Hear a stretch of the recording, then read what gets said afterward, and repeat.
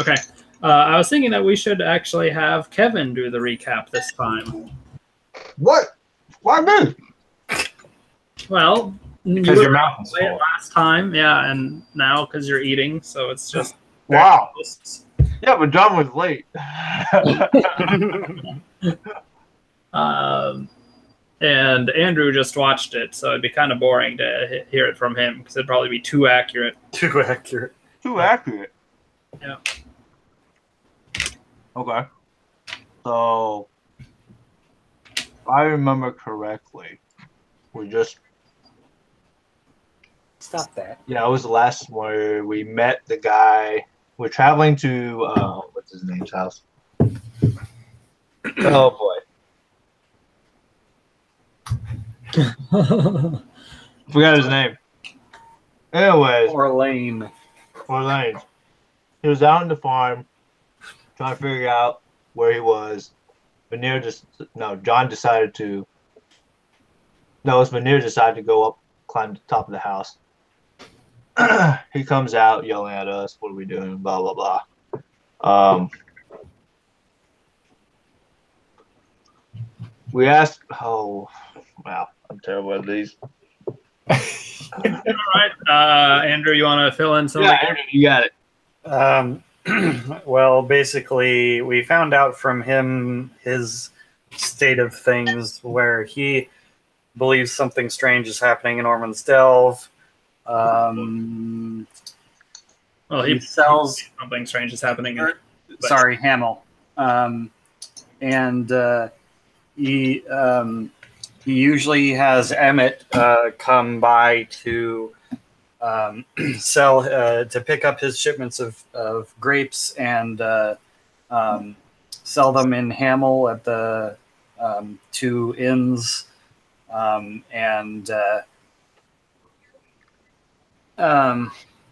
he used to export them outside of the city, but he says he doesn't do that anymore, and he still is like offloading the same amount of grapes or something. Oh no, he suspects that he is selling off more grapes than Hamill actually needs, and so he doesn't know where the extra grapes are going to. We were thinking of an idea of how we might see where those extra grapes were going, but being that Emmett wouldn't be the one performing the delivery, but us, we wouldn't really see that. But through some coercion, maybe we could figure out who Emmett's contact is that he's offloading extra grapes to. That's about all the information we pumped out of Orlane. Okay. Yeah, I think that's pretty accurate. You guys are at the farm chatting with this guy. He thinks weird things are happening. You think weird things are happening. Not too much has gone on from there. I'm going to say it's around... I didn't keep as good of notes on the time keeping last time. But well, you kept saying that our travel was super slow because Veneer was guiding me through. Yes, your travel was super slow. But I'm trying to figure out what that actually means here. But so we'll say, and then he was chatting for quite a while, as I recall. So it's approaching 6 o'clock. It's around dinner time. And I believe we just stopped like mid-conversation. So,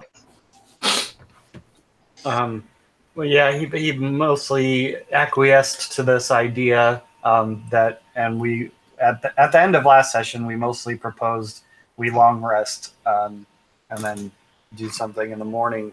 Okay. Yeah. So he would set you up in his barn. He's not going to let you stay in the house with him. It's a pretty well kept barn. You see, barrels bushels of grapes.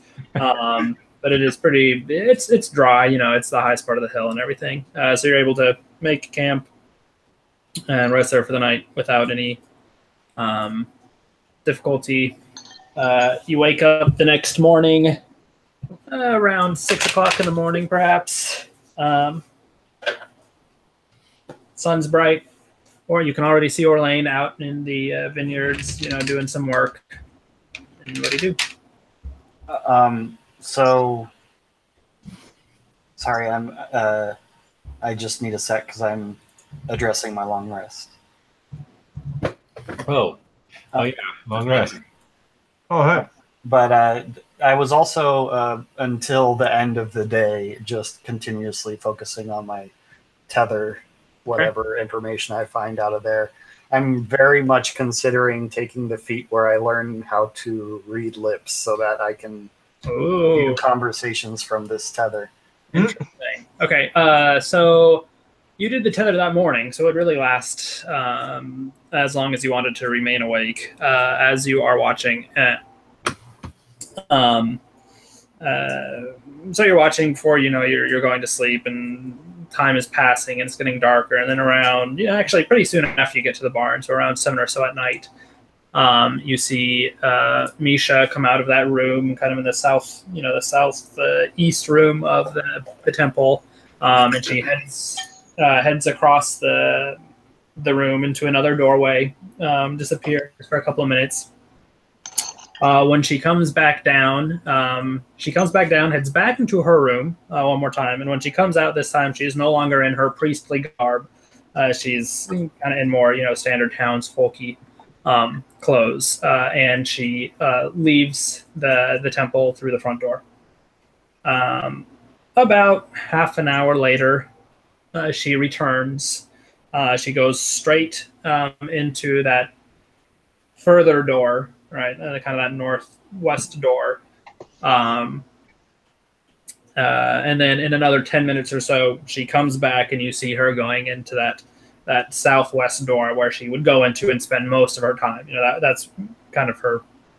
If she's not in the main room, normally you've seen her exit and enter through this door. She goes in there, and then nothing. So at one point, like when she before she left, she kind of tidied things up and kind of prepped the temple for the evening. Once she returns and goes into her room, you don't see any activity until you fall asleep. Okay, yeah. I was particularly interested in maybe any later activities, so I was mostly interested in maybe staying up as late as possible to maybe have just like a later morning start for me, but to see if there were any interesting late night developments. Okay. If there's nothing, there's nothing. Yeah, after she leaves and returns, seems like she just hunkered down for the evening. Now, that old man that I had seen earlier, was he also priestly looking? He was, yeah. And I really only saw him the once. Yeah. Okay. That's it for me for the morning, except I guess I did have one other question. Can we find this cart that we're supposed to take, and does it look like it's supposed to be horse-drawn or... No, so there's no so if you are still going forward with this, like taking some grapes into town thing, it's one of those pallets that was next to the barn. It's low to the ground, and it's on like these long wooden sled looking things. Oh, right. Up on the end, not horse drawn or anything like that. There's rope that's connected to it, and you see that there's like the rope is wrapped in the middle with some cloth or whatever, apparently supposed to help ease your burden if you are pulling this along. Wait, we're dragging this thing? Well, through the bog, like... Yeah, through the mud. This thing ain't making it. You'll start inventing some wheels. I mean, the wheels would be the ones that wouldn't make it. Start inventing some sled. Pretty much what this looks like, but yes. Okay. So we can try just performing this job as usual, and we can deliver to Bertrand Bertram, and say we're filling in for Emmett today, is delivering grapes and seeing Okay. if maybe nothing is outright, maybe we can see if he knows of I personally suspect Bertram of being indoctrinated, and if we ask him where to find Emmett's contact, he may tell us. I don't know. But that's the only thing I could come up with this current state of the situation, how to move forward, unless any of you had any bright ideas. I mean, we don't really have any other leads. Yeah. So I guess Phoenix is dragging this. He's awfully quiet today. Veneer is awfully quiet today. Phoenix is always pretty quiet. Okay. Well, I mean, might as well make something of it. Yeah. But what are we getting from this again? The only thing we're hoping to get out of this is information. Oh. We're not getting paid for this? I mean, we're gonna get paid, and then we're gonna return the payment to Orlane, because that's the job. Right. Orlane wants us to do this job because he gets a shipment out. Yeah. But are we getting paid is my question. Depends. Are you gonna skim over the top or not? I guess everybody else has been doing it, right? I mean, Emmett has. I suppose if we were to appear indoctrinated, perhaps that's the thing to do. Yeah. Possibly. I saw nothing. Wow. Well, we might as well, since we're heading back that direction. We have nothing else to do here, right? Not currently. How long is that trip, by the way? I know we were moving slower before, or we might be moving slower. We might be moving slower now. You'd probably be doing about equivalent speed on your way back. It took you 6 hours, well, more like 7 hours, but there was that little, tussle in the middle on your way here. Just a little bit. I'm sure Veneer would be happy to help with the cart. Okay, I guess I will scout ahead, and then I'll let you guys figure out who's pulling this. I mean, I'm the strongest of all of us. I don't know if I would be able to move it. That's fair. Okay.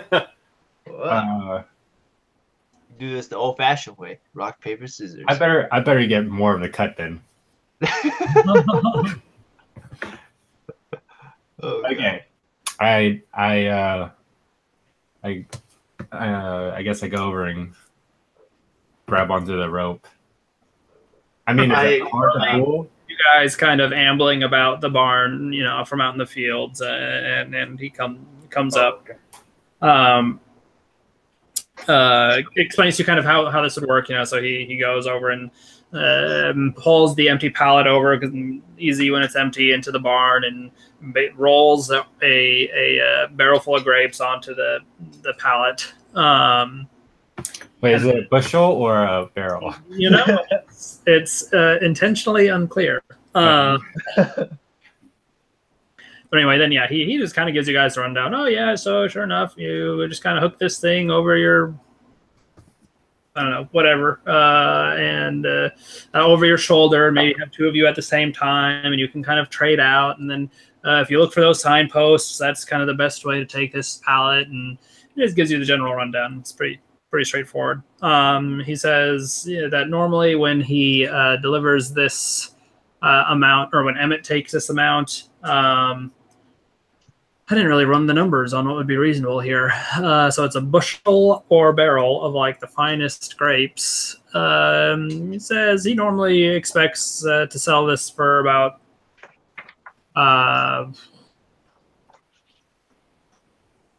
I don't know. I'll say 200 gold. He's a pretty wealthy guy. Might not tell. Might not be able to tell. So he says, if you take that to Bertram, you might even be able to. That's how the math would work, right? You might be able to pocket a little bit yourself because you're cutting out Emmett, who's the middleman. You're the new middleman. Yeah, so you might even be able to grab a little bit. Wait, Orlane, tell us this. Well, no, you're right. He does not. We're gonna sell it for 500 gold. Pardon me. Yeah, you can try to sell for whatever you want, but he's going to expect 200 gold in his pocket afterwards. And yeah, he sees you guys look like you're ready to leave, and he leaves you to it. So, can I ask him if he's been receiving his expected payment from Emmett through these past few times, or is it just that he's been selling more than you expect?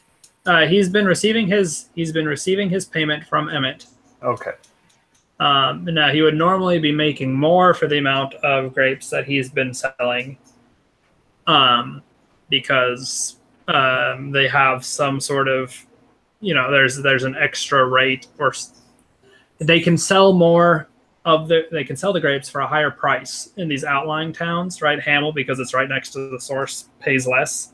So right now he's been selling more grapes at the Hamel rate than he feels like Hamel can actually take, and think these guys are then being like their own distributors and pocketing extra money, is kind of his conspiracy theory.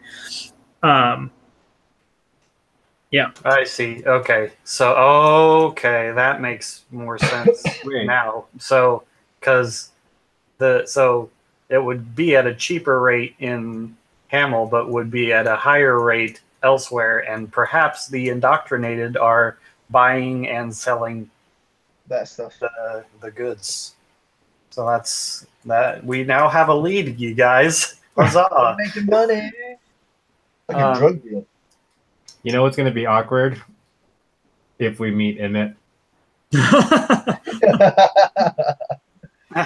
Well, I mean, he's just not the one doing the job is all. I mean, it's not that big a deal. His whole deal is just the transport of goods, but he doesn't transport out of town. Girlfriend with another guy. How does that feel, John? Yeah, John. Sure.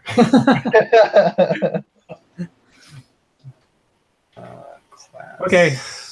Well, then, Mr. Orlane, you think I could eat a handful of grapes? You ask him this? I do ask him this. Yeah, so if I recall correctly, he really didn't like you from the previous time.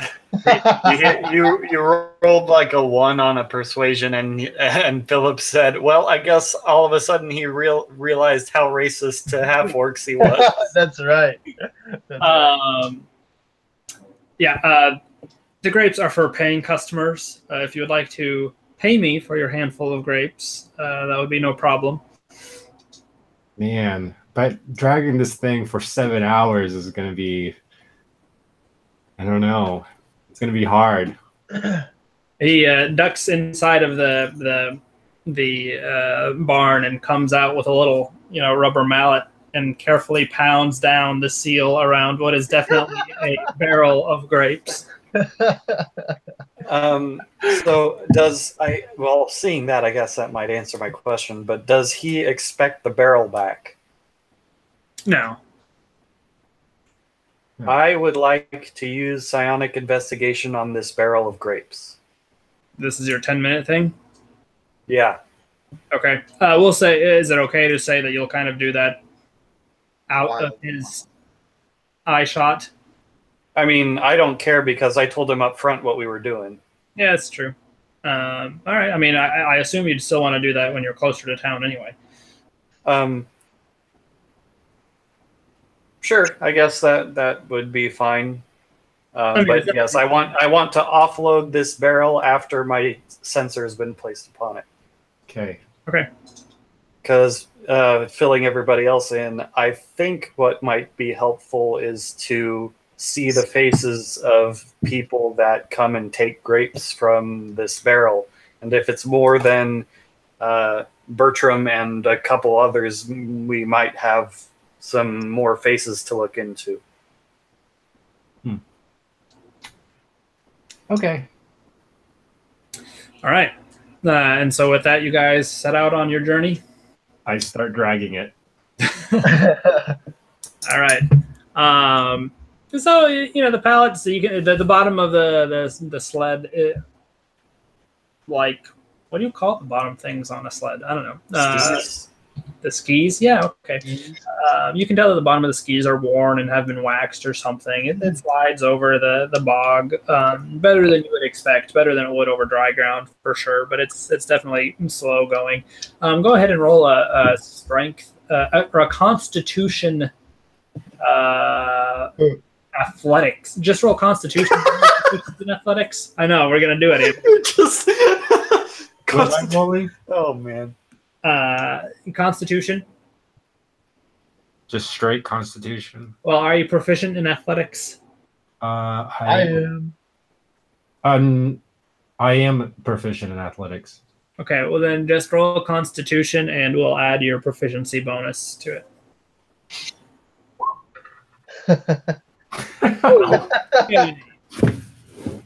All right. Well, did he break an arm? Do I need to take over? Yeah. Okay. Going is slow. The bog seems to be getting the better of you. Or you're just when you woke up this morning, your arms were just exhausted from all of these powerful punches you had just been unleashing the day before. Powerful. Yes. Maybe I should take over. Sure, Phoenix. You can attempt to you see him struggling. You're a couple of hours in, and you can try to help out. That was a couple minutes in. You're such a nice guy, helping him after just a few minutes. Oh. You're proficient in athletics also? Yes. All right, even between the two of you, it's moderately slow going. I mean, I guess it's Mine's a little faster. How did Emmett do this? Got some muscles under that cloak. Yeah, apparently. Yeah, he also would have probably brought more than two guys who were able to pull stuff. How strong is Veneer? He's not very strong, I don't think. He's like super strong. Stronger than me. So if we're working together, we get advantage, right? You guys were not working together. Yeah, I'm like trying to pull it to the left. He's trying to pull it to the right. Oh, now you're both pulling it. Before it was you were pulling it, and then Phoenix came to show you. Okay. I actually let go. Okay, that's fine. I'm gonna inspect the barrel. Little did you know, I'm just kidding. Regardless, I mean, it's not going to make a huge change in your time. It was going to take you a long time, pretty much no matter how well you rolled. Is it one barrel or several? It's one large barrel. Oh, wow. Oh, okay. Okay. Thanks. Yep, no problem. We need to keep an eye on that barrel. Or bushel. Who knows? Can you close a bushel? I don't know. Hours come and go. You guys are making your way through the swamp. It still stinks. It's starting to smell worse as Phoenix and Carm are contributing their own personal fluids to the swamp. Paladin. Veneer is able to guide you guys pretty well back to along the same path that you followed on your way here. You find the signposts. You start finding those sections where there's logs kind of laid down over the particularly wet portions. And so you left the farm around 7 or so. You'll make your way back to the town around 3 in the afternoon. So it's been a long journey. Upon entering the town, are you guys still on the map? No, you're not. Nope. Oh, that's close. All right, you enter town, and you can find where the inn is. Oh, what the heck? I thought I did that. Okay.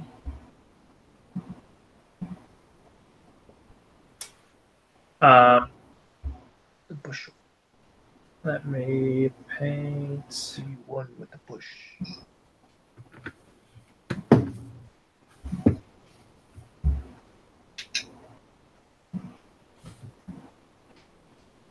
Oh, yeah, this one, I don't know. What the heck? Do you guys recall? Which one? Oh, no fill. Jeez. I recalled. That one, the yellow one. Oh, that's gross. I need a hook up class. The touchpad is not good for drawing things. Buddy, you're fine. The golden grain in. In my stream.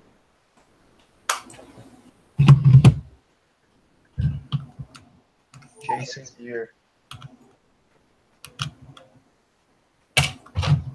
Fantastic apparel. Wait. Oh, no. Athletic apparel. I asked Alden, do we know what? I mean, do we even have a guess as far as what Emmett sold a barrel like this for? Well, no. Great. So 500 gold. How? I mean, I feel like,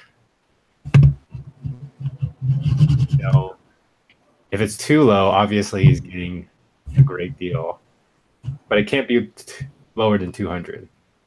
Well, so no, so if you have a middleman, the middleman's going to have a cut, and Emmett would have taken a cut. And what basically the situation is, if Emmett were taking this job right now, Orlane would still expect 200 gold. So Right. we would be selling it for 200 plus X, where X is our cut, and then 200 is Orlane's. Yeah. Well, I guess we can just go like a crazy amount, and then Bertram will let us know how much Emmett sold it for. I mean, that's a way to go, or you could try offering a reasonable sum from the start. You walk in there and say, yeah, the usual cost. Yeah, but I mean, if Emmett's not there, it's totally. I mean, that could totally be. Yeah, if he's not there, just say we're running this for Emmett. The usual, and see what happens. That's the thing we can do. Or we could try to haggle and say, this was a last minute shipping. I noticed you guys are running out of grapes. But we don't know if they're running out of grapes. We make it sound like we know that, to make sure they don't know that we don't know that they're running out of grapes. So you hope they are running out of grapes, and then you attempt to convince them that you knew this all along. So what we need to do is Veneer has the stealth boots and stealth cloak to go invisible and dump out all those other grapes. I'm not about We're that. making money out of this. I'm not 1,000 about that life. We heard you were running out of grapes. We're not running. We are running out of grapes. 1,000 grapes. What a coincidence! This surely can't be sabotage. We're all right in front of you. How do we sabotage? Oh, this is gonna be great. Oh, please. We're running out of grapes. So 200 gold. Let's. I mean, is 250 too crazy?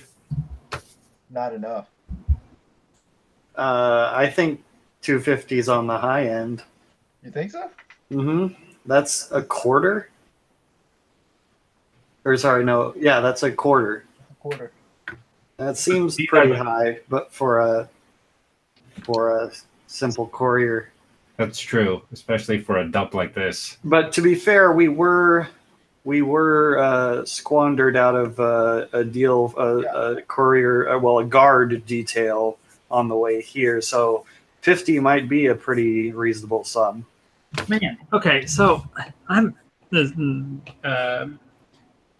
basing so many of my decisions for economy on the claim, I think, in the DMG that a day's skilled labor is supposed to be like 1 gold piece. Mm-hmm. And that's kind of what I was operating under the assumption too. When he offered us 1 gold and we took it, I was like, oh, that sounds fair. And then we got into town and we told someone we took this for a gold. And they're like, you took this for just a gold? Yeah, well, because then like I'm also thinking, but a health potion is supposed to be 50 gold. Like you're supposed to work for 50 days to be able to buy a simple potion. Like I don't understand how that's supposed to balance. So why are potions expensive in this game? they're kind of magical, and like all magical things are expensive. But I don't get how anyone would make a living if like other adventurers are the richest people in the world by far. They are, and there's not a lot of them. Not many people are willing to risk their lives on a daily basis in order to earn these huge sums of money. We weren't adventuring; we were guarding a caravan. Yeah. All right. Well, we'll stick with the 200 gold. I was working towards giving you guys more money, Andrew, but you took me out of it. So dang, 200 gold for a all right barrel. 250. All right, we're selling this thing for 300. 500. Price is going higher. You can't change the rules in the middle, Philip. I can do whatever the heck I want. Okay, let's drag this thing to Power abuse. 250 for Bertram. Okay, so you guys are entering town. You're now dragging this pallet basically up to like the doorway of the Golden Grain Inn, and after I had cast my psionic investigation thing.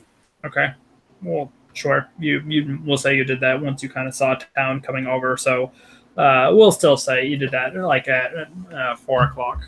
Okay. Sweet. Okay, so you guys have lugged this thing up. So Golden Grain Inn's pretty much on the edge of town, so you haven't really even had much opportunity to run into people as you're pulling this sled. You pull it up to the Golden Grain Inn, and you see that there's, steps leading up to the porch of the Golden Grain Inn. Dang, I'm exhausted, so I'm leaning against the barrel. Why even bring it up? Just tell Bertram to come out with us if he wants to inspect it. Yeah, there you go. Then he can tell us where it goes. I imagine he has an easily accessible store, back door, for heavy shipments. But who knows? Maybe he doesn't. Okay. Well, let's have.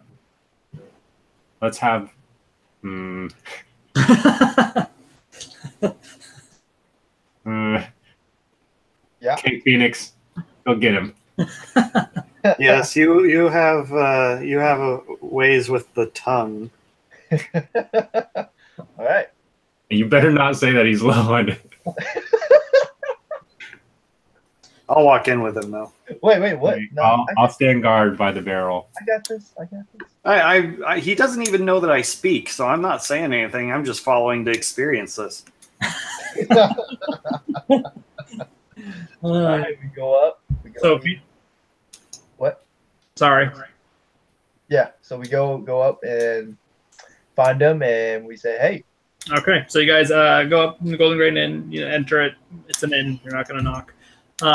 Inside, it's 4 o'clock in the afternoon. It's like dead. You see, I guess, okay, both of you guys roll perception. Okay. Is this a group? No, just Alden and Phoenix. Yeah, you're gonna. Oh yeah, baby.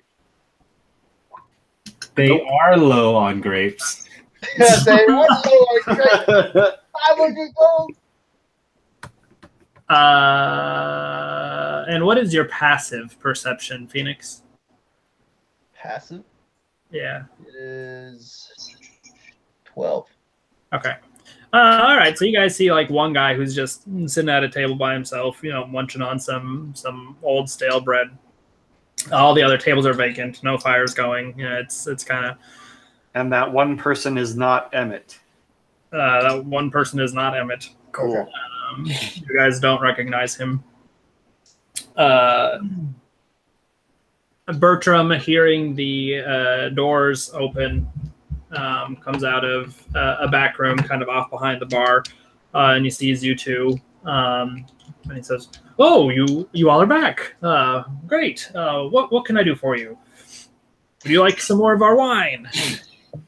No. We come to deliver some wine to you. I heard you might be a little low on some grapes. Okay. No, I'm just kidding. We're here to deliver some grapes. I'm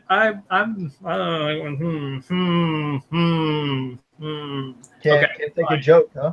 That's your one. No, I didn't really say that. Honestly, I probably would have saved that for something worse. Yeah. I guess Cade's not playing anymore, so. Nope.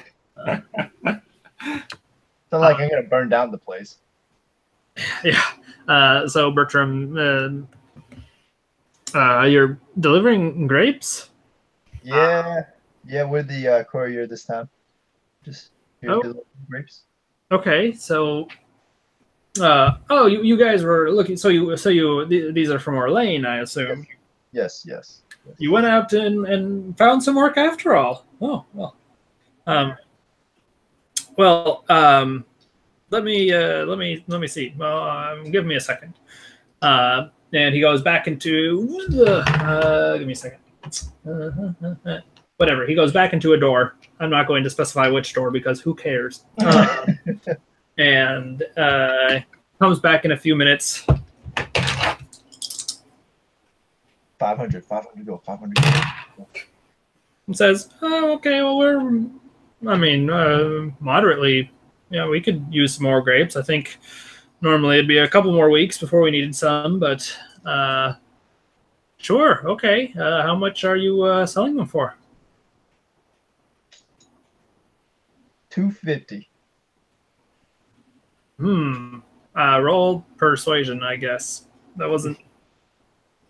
Yeah. Go ahead. Where is persuasion? Oh, here it is. He goes 250. 250. They might let you do more persuasion rolls when later, but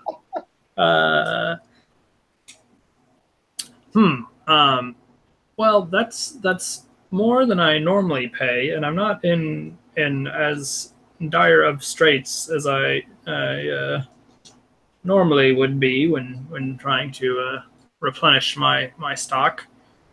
I could do maybe 180. 180. I look over at Alden. Yeah, I psychically tell him, not Bertram, but Right. Just 225. 25. 225. Or we're walking. So blunt. all right. I see you. You like to cut straight to the chase.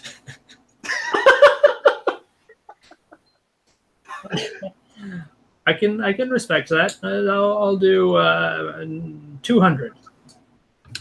I look back at him. Not at Alden, but it's at 225. That's what you said last time. I'm saying it again. 225.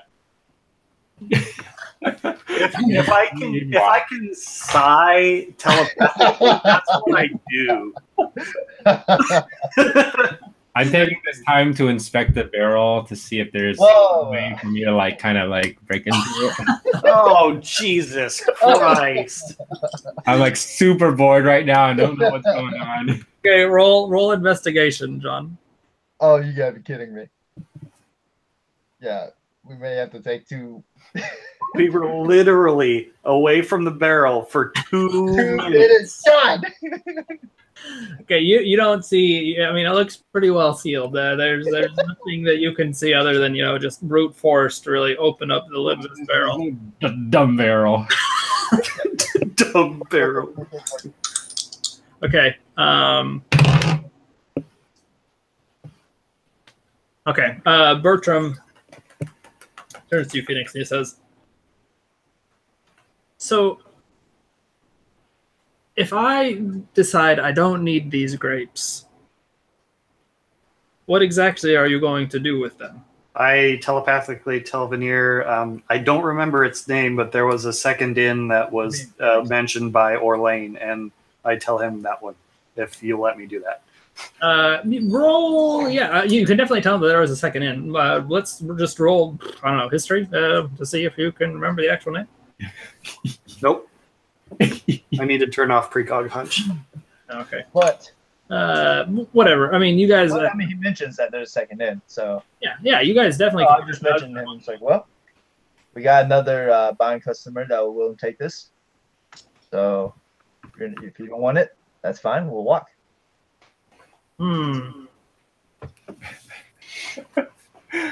Finest grape of the land. I'll do. Roll persuasion with advantage. Ooh. Oh my gosh! No, that's not terrible. I was hoping for like a Decent. 17. We should never talk to any NPCs in this game. Hey, I do my best. I telepathically only talk to you guys in this town. Okay. Fair enough. I'll give you 215 for it. Wasn't that Take your last the offer? damn deal. What was the last offer you made? 200. Oh, you made 200. I thought you made 215 last time. No, he did not.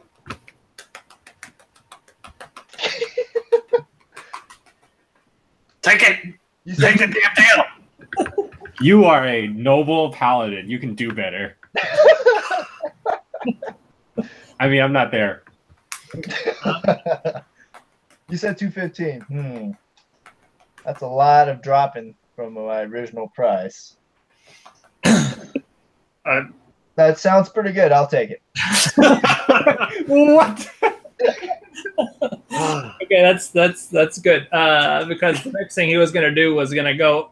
Well, I wasn't exactly sure how this would role play out, but I wanted to work in him going and looking at the barrel and seeing Veneer attempting to do backflips. Because this is a thing he would do. I feel like it. I'm arm wrestling. Just practicing his On top of the backflips off of the great barrel. So he says, okay, well, that sounds good, but I need to inspect the barrel first. And he comes out and I kind of stall him and make sure me and Alden are still connected and say, hey, you need to tell those guys. Oh, sure. Knowing I Karm, will attempt to exit first. knowing Karm, he's probably wanting some grapes. all right. So Alden, did you exit first? I attempt to. Okay, yeah, sure. Phoenix is. It's pretty easy to stall him for the second or two it would require. So Alden goes out, sees Karm inspecting this barrel. I'm just like, hey, stand up. Oh, yeah, I was just making sure it was Stop it. leaking. Stop it. Okay. Bertram comes out. He sees that this is one of Orlane's standard barrels. Great.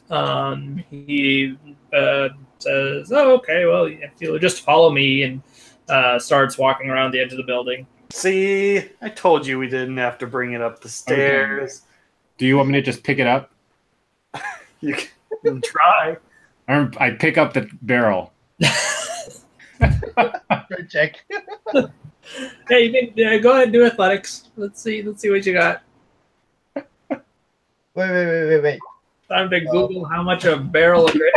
It doesn't matter. Okay. I can't get a good grip on it. It's like I see him struggling. I go over there. awkward. I'll do it. Okay, so you get down, and this is a large barrel. You can't really, get your arms all the way around it. You give it a good heave, and then, like lifts up on one of the edges, and then you set it back down. If only Gallandan was here, he would look at this thing in a split second and love it. Bertram sees what you guys are doing, and so, you can leave it on the cart. It's no problem. This isn't our first time. Oh, you've sold to me, but okay. Well, anyway, and so provided that you guys are willing to just pull the sled, he shows you around to the back where there's kind of a back door, enters into a pretty dry goods store. And I guess not dry, whatever. It's a larder, so you can see that's obviously where he keeps a lot of his provisions for his inn. And you drop it off. He pulls up on a little latch on the back, which then collapses one of the walls, keeping everything from jostling about too much. Thank you. And then rolls the barrel right off. Are we getting our cleric back? Are you getting your what? Nothing. Yeah. I think Eric's is more charismatic. And then he pays you your money. Sweet. Okay. And as he's doling out the cash, he says, "So, will you all be? Oh, I guess it's a little early, but should I save some rooms for you this evening?" I don't say anything. We'll come back. We'll come back. I asked him, who's that gentleman in there? I don't recognize him. Just out of curiosity. Do you do that squint too? Roll.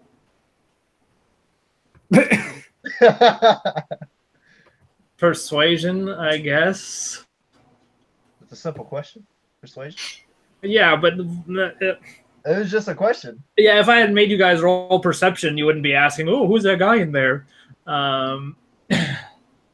So Bertram says, "Oh, well, why don't you ask him? I don't know, one of our regulars." But tell you what, if you guys, I'll go ahead and give you a deal, and we can just do 1 gold per room if you guys buy now. Does it come with wine? Sure. Well, I'll give you a cup each on the house. Oh. I pull out 4 gold from the. Oh, so you're gonna get 4 separate rooms? Okay. Does it have that many? Oh, okay. Well, then how many does he have? Yeah. Because I attempt to give him 4, and he says, "No, we don't have that many." Shoot. Yeah. You know what? Is it- He'll say, Is we it have just the 2? 3 rooms available. Oh. The one is the nicer room, which he wasn't really planning. So so he takes all 4 and he says, "Oh, actually, we only have 3 rooms available, but one is a much nicer room." So, fine, whatever. He'll just take the 3 and still give you guys 3 rooms. Okay. Okay. Yeah. Yeah, we got 3 more, boys. Well, You'll never see that gold anyways, Philip. What? is 1 gold? You'll never see that gold anyways, Philip. Just trying to rob us of our. We barely have anything, especially me. So we really got. We've got 100 gold in the party funds, so we're not in poor straits. Yeah, you have 112 gold now in the park. But I'm an Well, I didn't add that. So 112.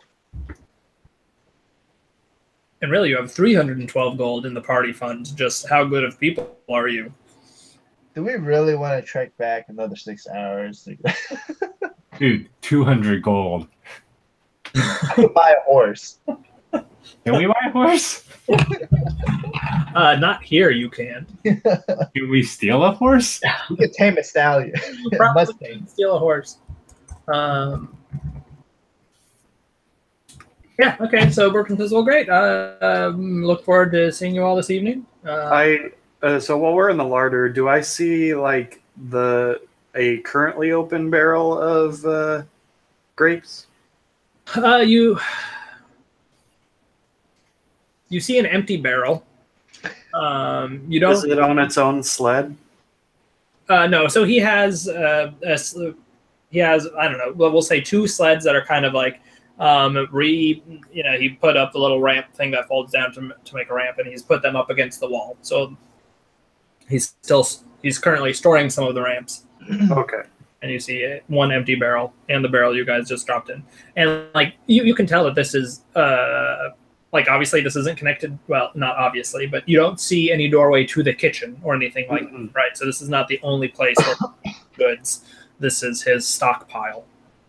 Did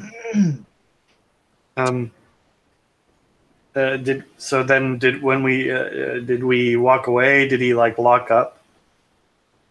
I don't know if you guys walked away or not. I assume. I wanted to know if we observed him locking up. Okay, yeah. So just kind of body language. He kind of shuffles you guys outside.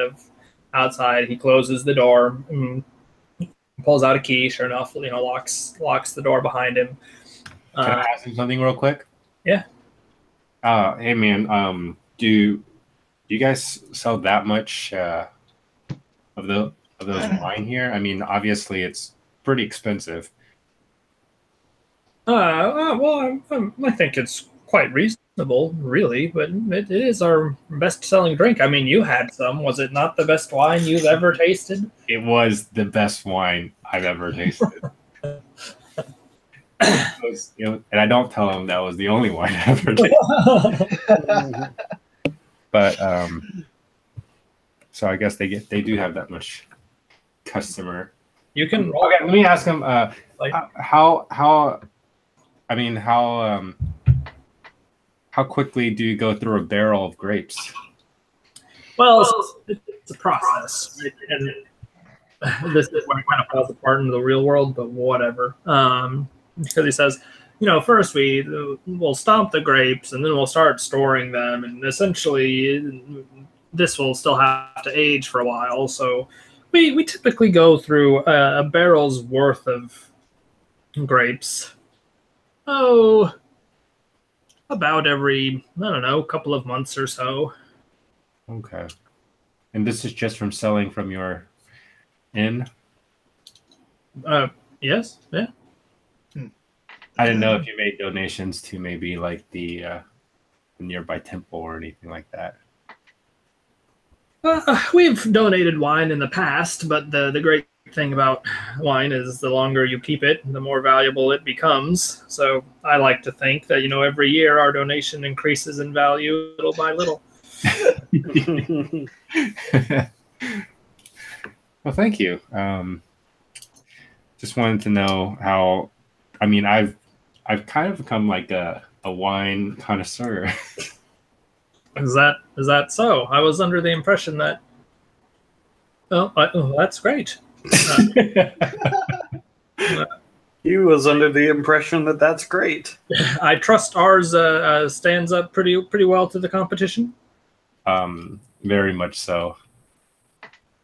Well, that's good to hear. And so, like, at this point, you're kind of at the front of the inn, and so he's just making this conversation on the porch,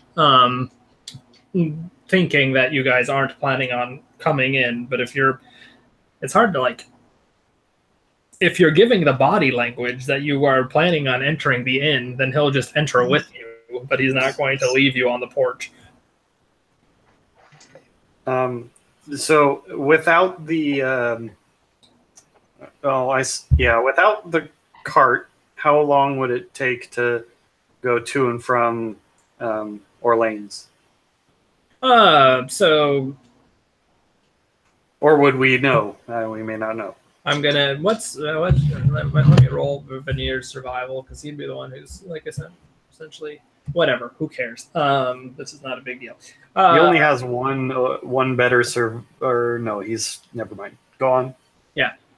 So with you guys lugging this huge thing and then leading an essentially blind guy, and this then would be like your third trip through the swamp. You could probably cut the time in half, get there, and how long did it take you? 4 hours or so. Two one way, 4 hours. One way, 4 hours. Yeah. Wow. Yeah, might as well return his money in the morning. We can do a two and back tomorrow morning. Yeah. We could go follow up with Lissa, or that was her name, right? Yeah. Yep. Is it time for? Yeah, I guess it is. Just Okay. about. I mean, we said a week. It's been about 3 days. Yeah. We might have said 2 weeks. I don't remember, but it was at least a week. Are we gonna split Yeah, up? you guys said a week, and there have been 2 nights since you left Lissa.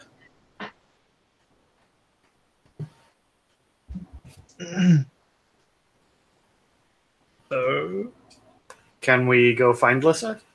you sure can, if that's what you want to do. That is what I would like to do. Okay. I'll follow him. Yeah, so you guys make your way through town. You see that Davis guy out there chopping wood with his shirt off again. He kind of, cordially nods to you as you pass. You exit through that western road and start making your way up that slow, shallow incline, kind of nearing the woods.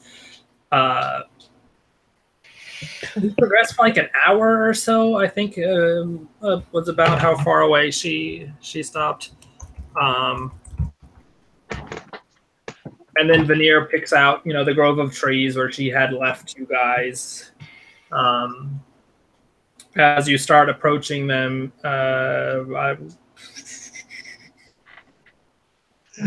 you don't see anything at first, and then you see like a shadow figure kind of making themselves known out from the tree, and it's Lissa. You see, she looks pretty much how you left her. She has like a rabbit roasting over some fire because it's now nearing dinner time.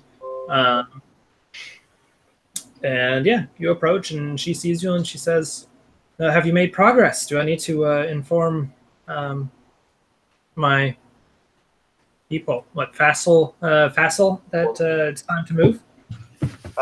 Not yet, but we are making slow but steady progress, we believe. We have a suspicion that perhaps the indoctrinated may be buying grapes and turning them for profit, maybe a source of income, a revenue stream for the indoctrinated and their regime. So I have a ward out there that I'm hoping to catch some faces with for the next day. If you wouldn't mind, while this is taking place, if you could make note of anything that looks like a merchant that or cargo that appears to be exporting out of Hamel, because it may be grapes, and that may be some leads as well. Sure. Yeah, I'll watch for any carts heading this way. And where she is, just position-wise, she'd be able to tell if anyone was kind of taking that shortcut to Ormond's Delve. But if they were from, being this far out of town, she might be able to see some travel along the southern road, but she wouldn't be able to make out anything in particular about it. But she might be able to see carts. And then if there are carts, that would be our most interesting feature of any travel. Okay. Yeah, I can tell you. So, so you're determining who you think is a cult member, and then,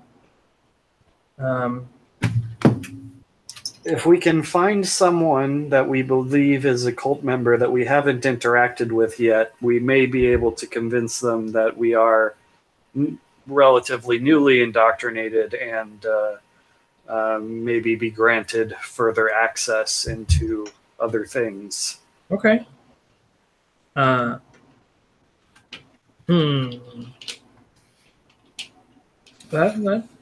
If there's any other way that I can help you all, please just let me know. That's all I had. Okay. I'm smiling real big in the back. Is it dark at this point? It's September-ish, around 6. Yeah, it's getting Okay. dark. As long as she can't see my face. So you're like staying back from the fire with the roast Yeah, just kind of like, hanging back. Being Not a trying to make creep, eye contact, but kind of trying to. What a creeper. such a creeper. And here I thought Alden was the creepy one. I am a creepy one. Yeah. You're all a group of misfits. Okay, well, I don't really have, any food to share, but y'all can join me for dinner. Or Alden, and she pulls out her sword again. Do you want to? Not today. That's ability I have cast on something else today for the barrel of grapes to see if I can see any new faces. Okay. Well, I so far have not seen anyone travel on this path either to or from Hamel. There's been some movement along the roads, but I think it's mainly farmers going up and down. I don't know. I haven't seen anything suspicious myself.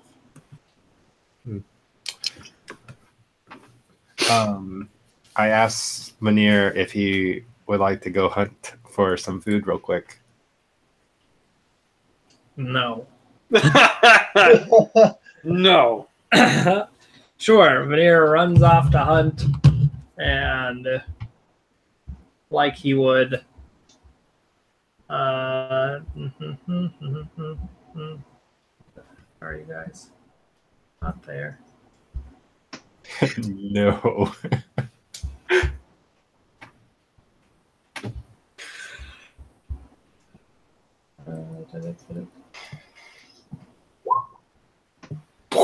Whoa! All right, he comes back with a rabbit for each of you guys. Wowzers. I'm gonna attempt to cook it. What? I'm gonna attempt to prep it and cook it. Okay, yeah. Okay, so he had skinned three of them, but left one unskinned in case you wanted to practice yourself, John. Sweet. I'll consider it. All right, you want to do your cooking roll? I don't know. Is there a cooking roll? What do I roll for that? How are we doing that? How What? Don't you have like customs? I mean, I guess it would just be a D20. I don't know. Roll a d20? I can do that. Is he proficient in cooking?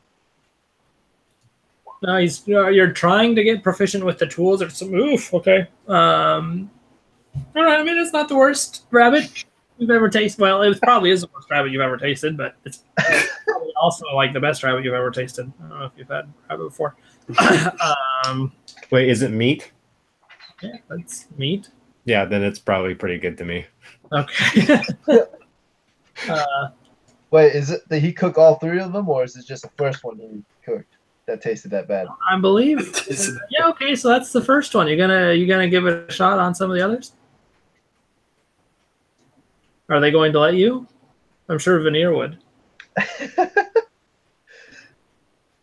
You want to try it on another rabbit? Oh, wait, do I get to? Oh, sure, I would love You're to. the only cook. Let's do it. Reroll. Hey, that's veneers. That's veneers. You're very consistent. I may look at that rabbit and the other cooked rabbit, and I'm like, well. How's Alyssa's rabbit looking like? Okay, this time I take extra care to cook one for Lissa. Yeah, you can. So if you can convince Alden or Phoenix to part with their rabbit, I mean, I don't know that I would be very good at cooking rabbit, so I would let him try to his heart's content. Could I persuade Alyssa to cook my rabbit? This time, John, you just cooked 2 rabbits in a row. You're getting a feel for this. All right, let's do it. Okay, one Okay. more might even be better. Oh, you're giving him advantage? Yeah. Oh, okay. This is Alden's rabbit, right? Yeah, it is. Okay. Still not great, but you know, Decidedly it's average. the others. Yeah. I look at Alden's rabbit and I look over at Alyssa and I was like, any chance you could cook this rabbit instead?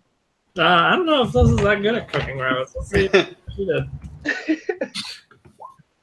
Oh, pretty good at cooking rabbits.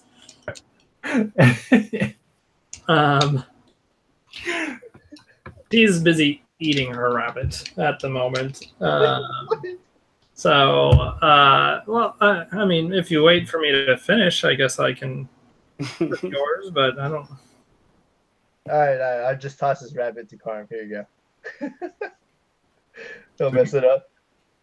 Wait, are there 5 rabbits? No, you had advantage. So you did yours and Veneer's, and then advantage on one, and now you have advantage on the last one. Hey, I knew waiting to be last would be beneficial in this situation. Hey! The best looking rabbit. Roll it again, see if you Roll can it get a again, nat 20. Nope. it's a moment of brilliance. Yeah, no, I'll mark down that you're learning how to cook rabbit. Rabbit specifically. So he's only proficient at rabbit now.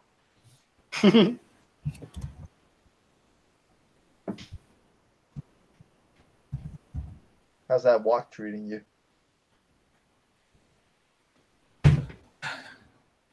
Okay, so you guys are just sitting around eating rabbits with Lissa? I guess so. But I don't know that I have any other business before we go back to the inn to rest. Besides, I doubt that anyone's looking at it, but I'll focus on begin focusing on my tether and just see if there's any behavior that I see. Punch. Phoenix, how are you liking your rabbit? I made yours extra special. Yeah, I noticed. It's pretty good. It's pretty good. Sweet. Not bad. I'll give you a 4 out of 5. 4 out of 5. Dang. All right. 4 out of 5. You're just missing some. You're just missing some potatoes. Oh, I'll do stew next time. Yeah, make some stew. Stuff this Give 'em time. a Boil them, mash them, stick them in a stew. All right. So Alden, while you're watching, Bertram, you do actually see the handle jiggle some, and the door opens, and Bertram enters. And then he shuffles through the shelves, seems to grab some like small concoction, like a jelly or a jam or something. Like a small glass vial sort of thing. And then he heads back out and locks the door. And seems Pretty routine. Yeah. Okay. All right. Y'all finishing your meal, and it's getting darker now. Who has dark vision? I should know this. I Everybody do. but me. I do. Everybody but me. The dragons do actually have dark vision. I think there was a question Wait. about Dragonborns don't have dark No, vision. we don't. Yeah, No, they no. do not. just okay. So Just the half orc and me. And wait, doesn't Veneer also have it? Yeah, but he's, I meant those of us that are here today. Oh, yeah. okay. Well, anyway, it's getting darker, and you guys are heading back to town now. Yeah. Right. Could I use what is that called? I'm gonna jump into the bathroom real quick. Daylight? Daylight. The drift From the cloak? drift cloak. Yeah. Okay. But not the daylight from it, yeah? Wait, so daylight is just a spell that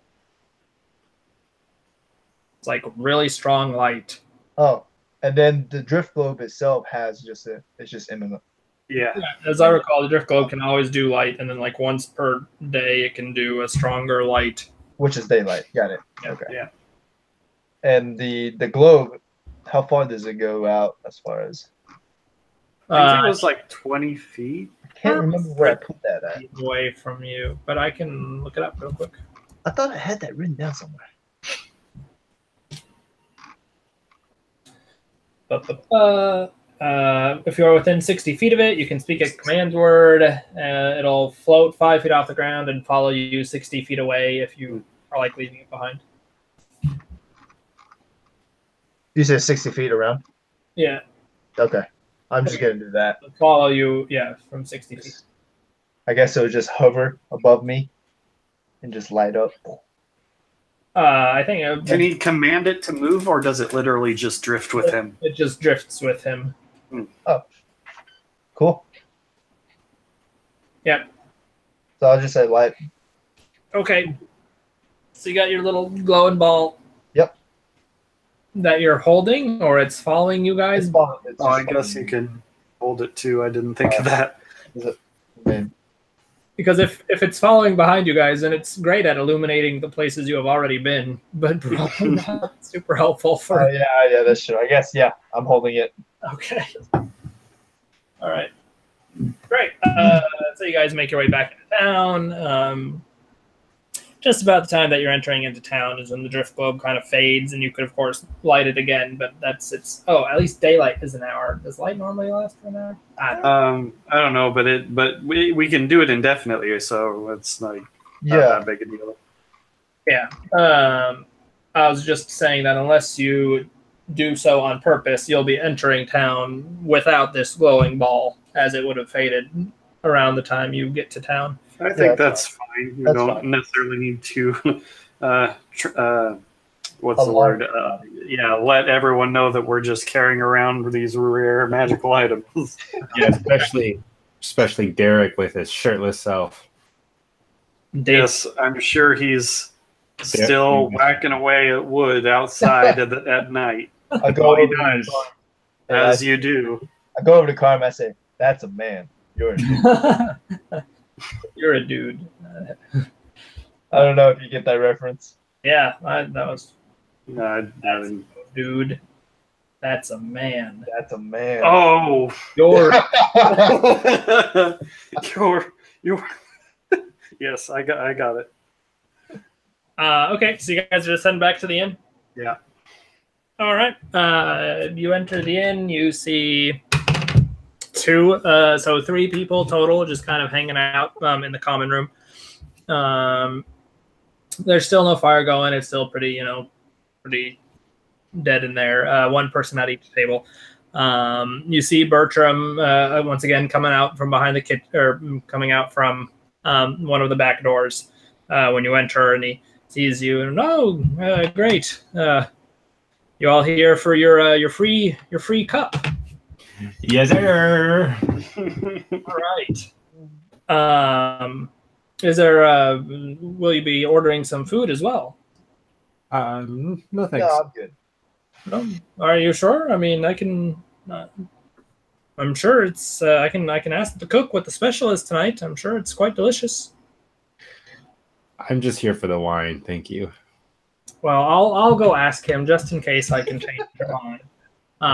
But I'll be right back with your drinks. And so he disappears into the kitchen, and I start focusing on the tether. okay. You see. Okay. So when he leaves, he's heading kind of towards the bar. You guys are sitting at the bar, facing the back of the building.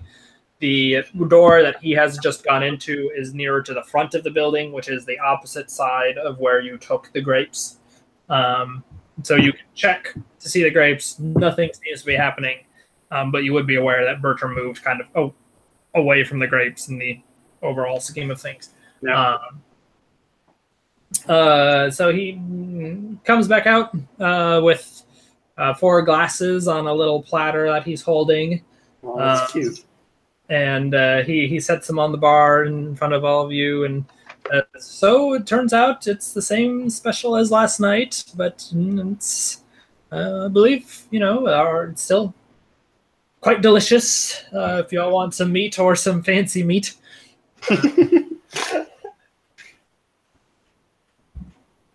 Does he hand us the wine? Yeah, he set the platter down on the. I grab one. Okay. I'm like an alcoholic at this point, I think. That's how it works. It's an instantaneous process as soon as you have a one drink. Yeah. And I drink it with my pinky out. Okay. All right. Yeah. What else is going on?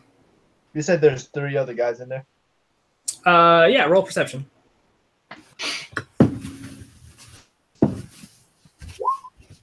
Okay. Yeah. So there were 3 other guys in there, but then when you turn around and look, now there's just 2. Looks like somebody left. 1 left. Are they both sitting up by like the bar area or what? No, they're sitting at tables. One at a table by themselves. And they're not talking to each other. They're just No, just chilling. They have like food and drink in front of them, just kind of killing time in the end. Okay. So I guess I will go up to the closest one and ask, Start Hey, a fight. man. "How's it going?" Fine. He goes back to his drink. So how long you been in this town? I'm kind of new here. Yeah, I can tell. Been here my whole life. Well, what do you want?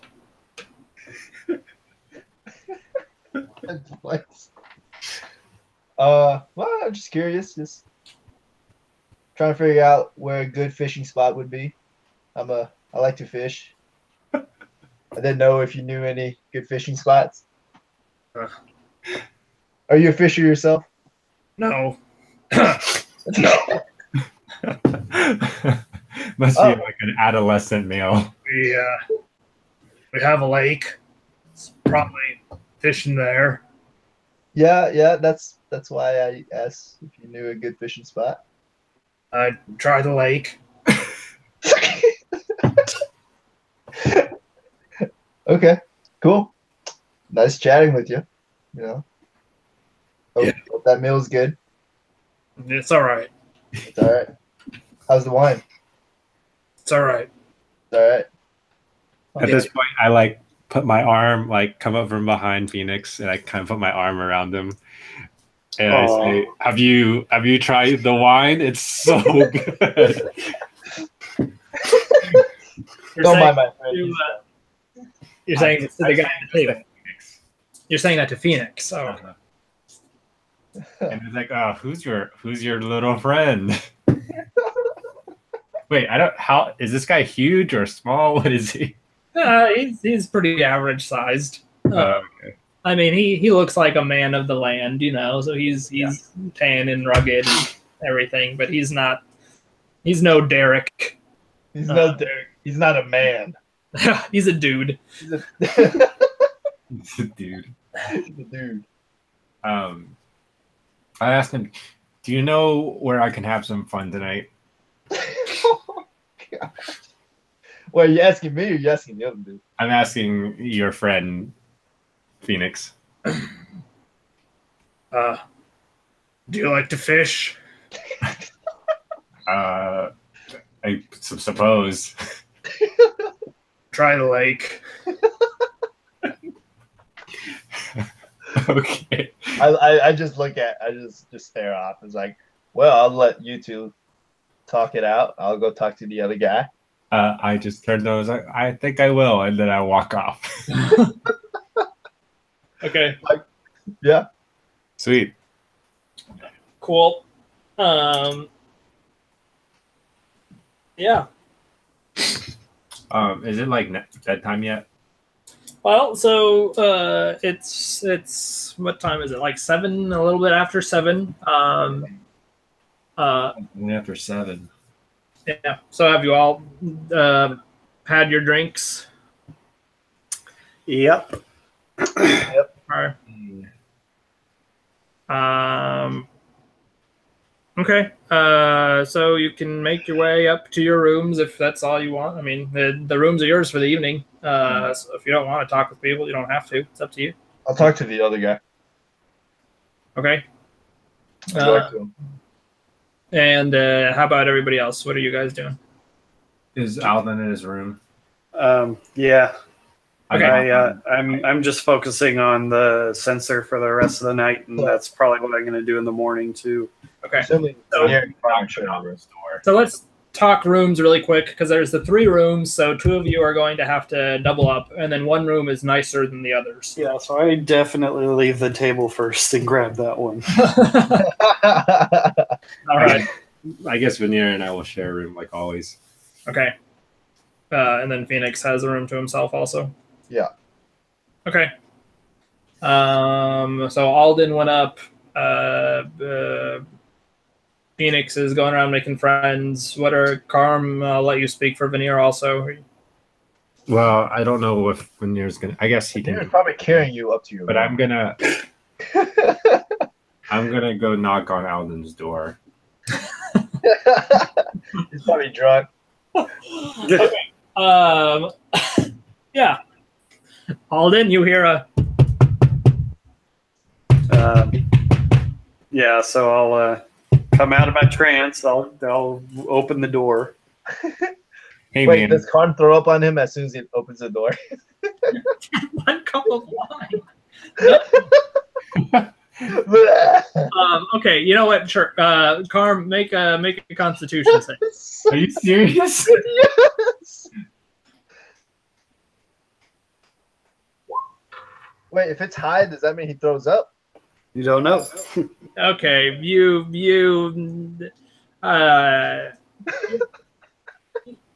feel a little funny. Oh, okay. I was.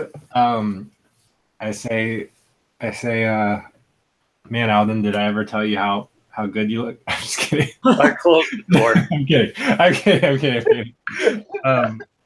I go back to my sensor. Ask him how. I mean, So So the door is closed. now. Alden doesn't do this just kidding stuff. So he's not gonna answer. I bang on the door again. I get up. I open the door. Hey man, that was a really bad start. I actually wanted to talk to you about something concerning this town and our goal here. Oh, well, that's a different tone. Well, the door shutting him in my face was pretty sobering. Except it kind of wasn't. Like you still don't actually feel super good. Oh, sweet. Well, So what are your thoughts? Come in. Let's maybe not have this. I guess this is a psychic discussion at this point, so we could just be staring into each other's eyes. Yeah. okay, well, I guess I telepathically reply and like say, "Is it okay if I like come in and sit down on your floor?" I'm like, I don't know. I suppose. Great. Okay, Alden, go ahead and roll a Constitution save. Okay. Please let it be low. Skills, con save. Come on! Wow, isn't your Constitution? Oh no, it's just your health rolls are like. Yes, my health rolls are terrible. I have a 2 mod on my con. Okay. And are you a drinker, Alden? I mean, yeah. I mean, I'm not the person who has one drink and is immediately so drunk that he barfs all over the place. Okay, that's good. That's good. Okay, hey. I've had a pretty trying past, so I believe I'm a pretty friends with the drink. Okay. Phoenix, roll a Constitution save for me. Where's that?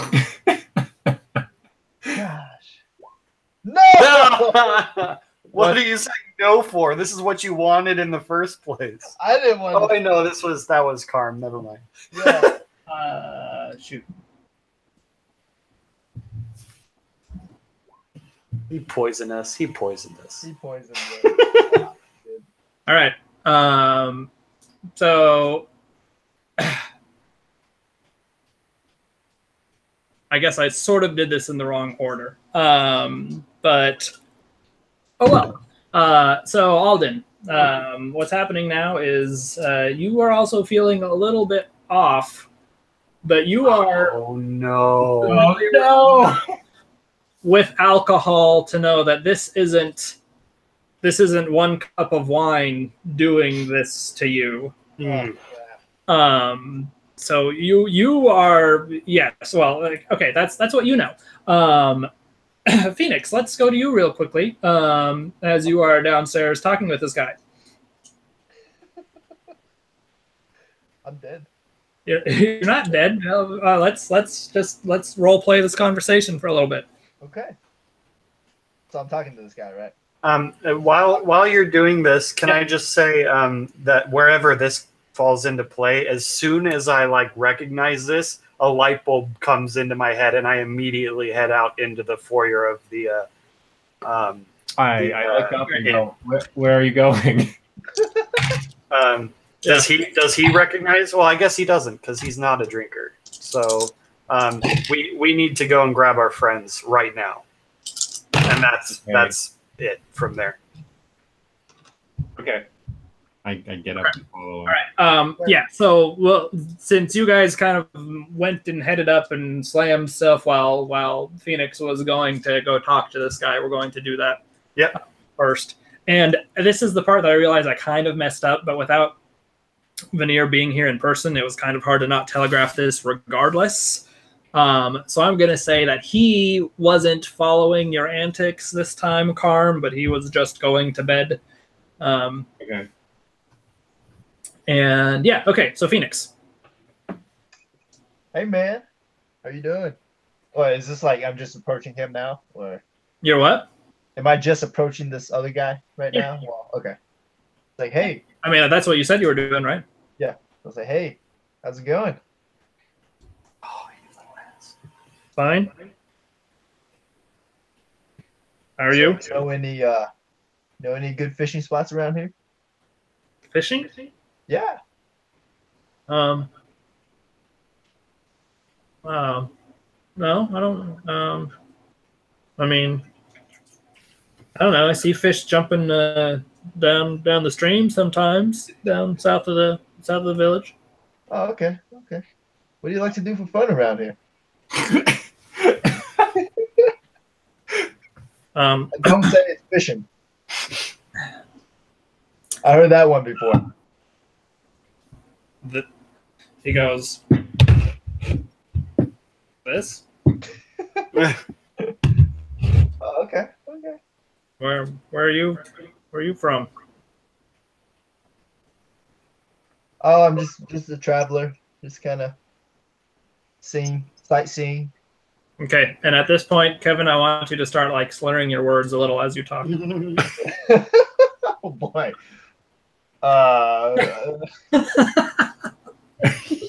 Kevin, just don't use your tongue. Oh. What's going on here? Why do I feel fun? Do you need to sit down, friend? This guy. Yeah. Okay, so he stands up and he pulls a chair out for you, and you sit down, and Alden comes racing down the stairs, or well, whatever. Okay, so Alden, we'll go back to you now. So I'm assuming we're being poisoned. What? I'm assuming at this point we're being poisoned. All you know is how you feel. Okay. It's not a disease, right? All you know is how you feel. Okay, I'm just making sure it's not a disease. You don't know that. Okay. It could be a disease. Just say yes, Philip, and it'll end it. All Just he say knows it's a is disease. I'm not That going would to say be it's a the disease.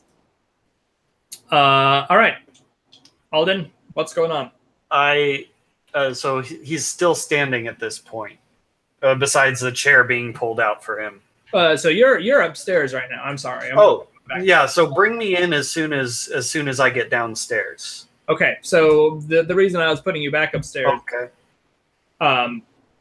So you're racing downstairs. All right. Yeah. Bonus action increasing my speed to 40. Okay. I just charge it down the hallway. Okay.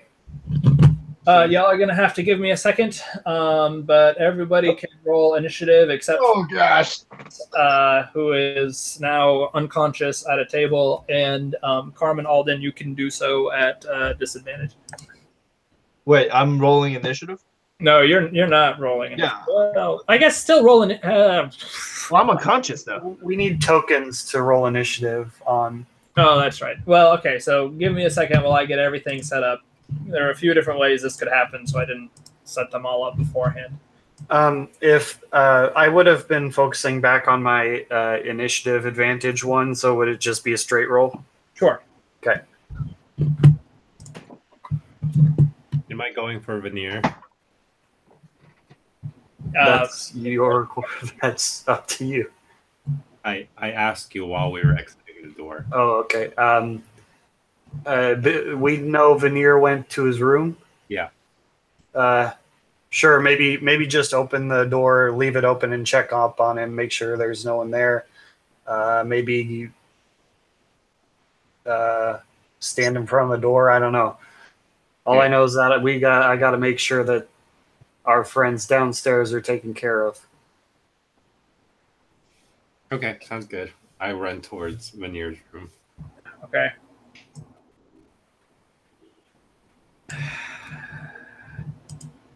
I had set this up. So there are some maps that came with this thing, but they don't align perfectly on the Roll20 thing because like the squares in the map aren't always the same size. So it's going to be slightly annoying when we try to play this. What happened? He's just setting something up. Okay. So I'm unconscious, right? Yeah, you're unconscious. So I guess I don't start the combat till I wake up.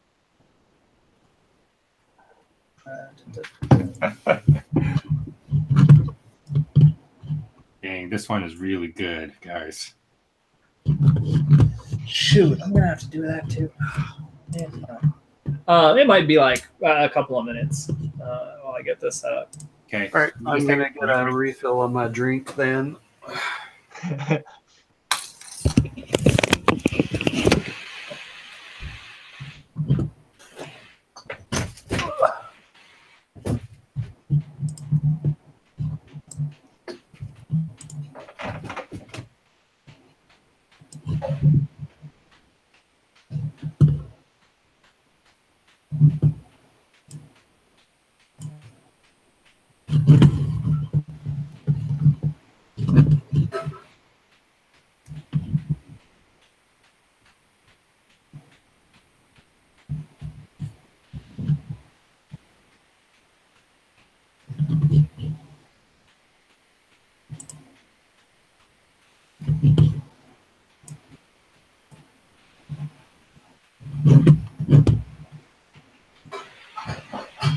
Ugh.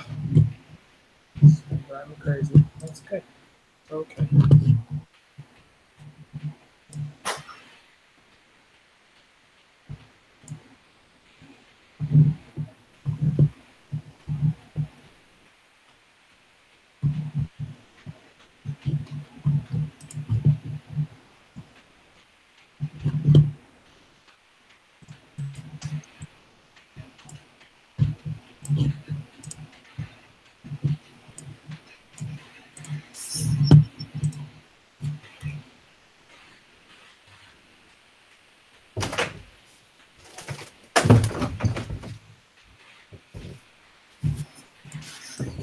How's it going, Philip? Oh, it's fine. How's it going with you? Great. That's good.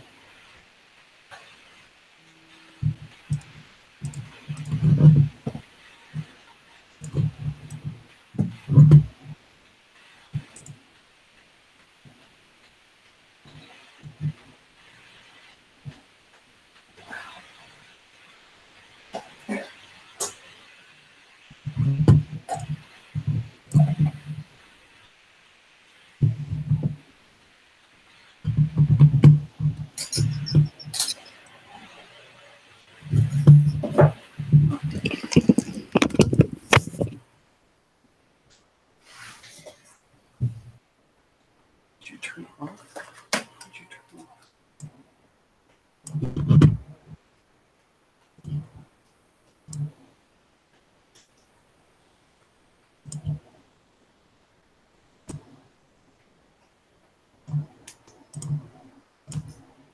Oh, dummy.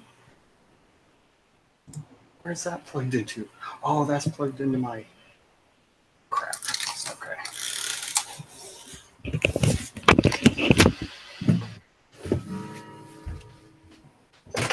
All right.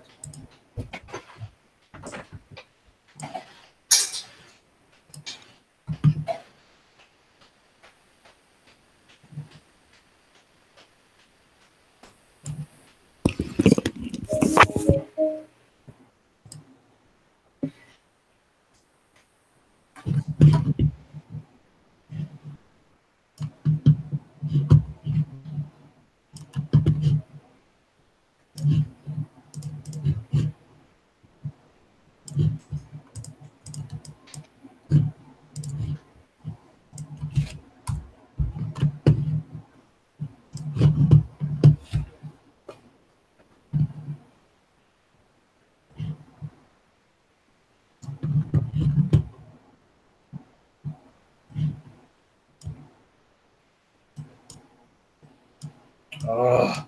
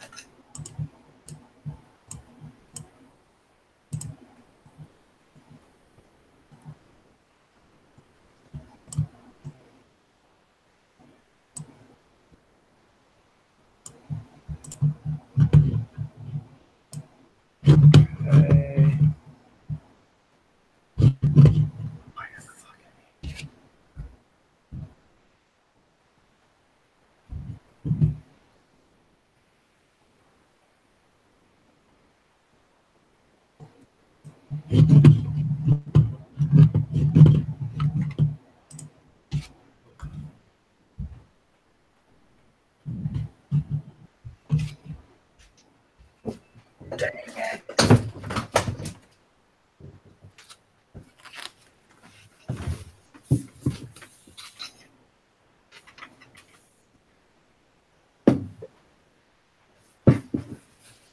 Accidentally left roll 20. Oh. I tried to do the 2-finger swipe right to move the map, and it went back instead.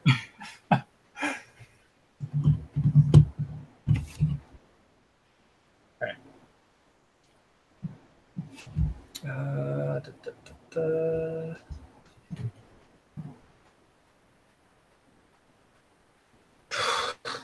This is all right.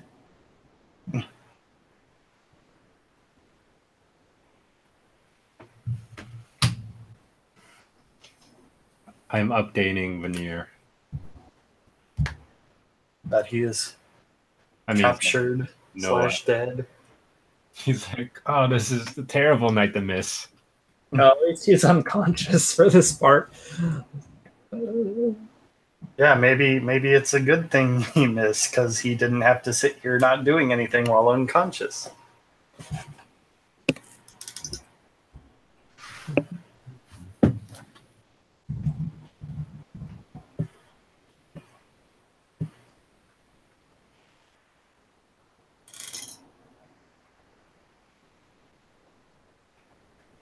Aculite live.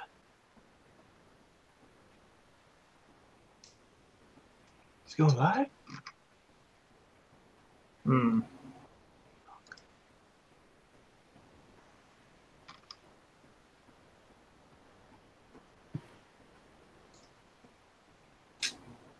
I'll deal with that if that comes up.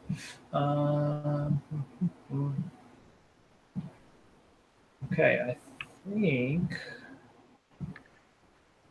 I'm almost ready.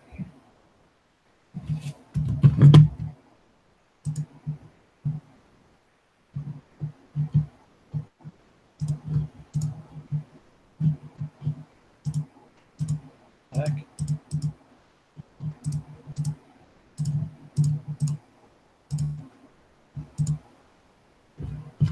What the heck? Why can I not? Okay, that's fine.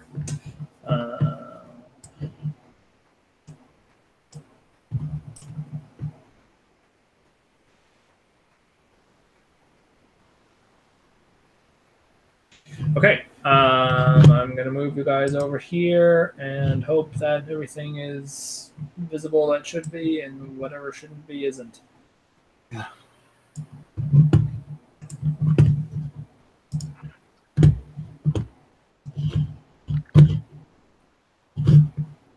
So I'm not going to be rolling because I'm unconscious, right?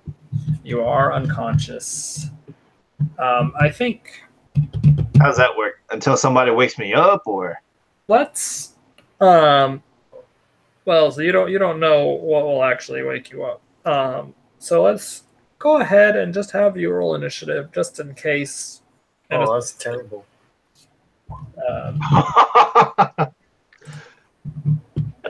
20. You are very, very aware, unconscious person. Oh, Andrew, what was the fancy way you had of me rolling initiative but not actually tying it to like a particular model or a particular token? You remember what I'm talking about at all? Because like I would accidentally kill somebody and then their initiative for the whole group would disappear. I mean, I mean, you can roll a d20 plus their dex, and that's an initiative roll. Yeah, no, I know how to do that, but the problem is if I click on a token and then I roll initiative, but there's like, you're fighting 5 orcs. I think what you did was you created the one token and then rolled initiative for it, and then copy pasted it. Maybe.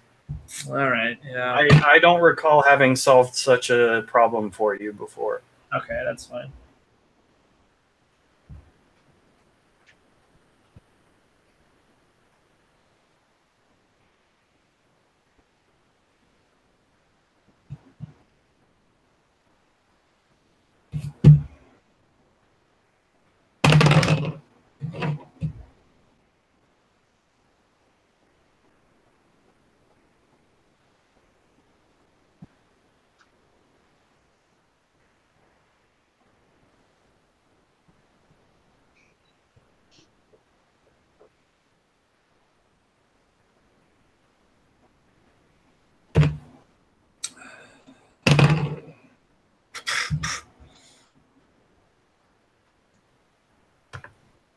Trying to figure out what these guys are holding.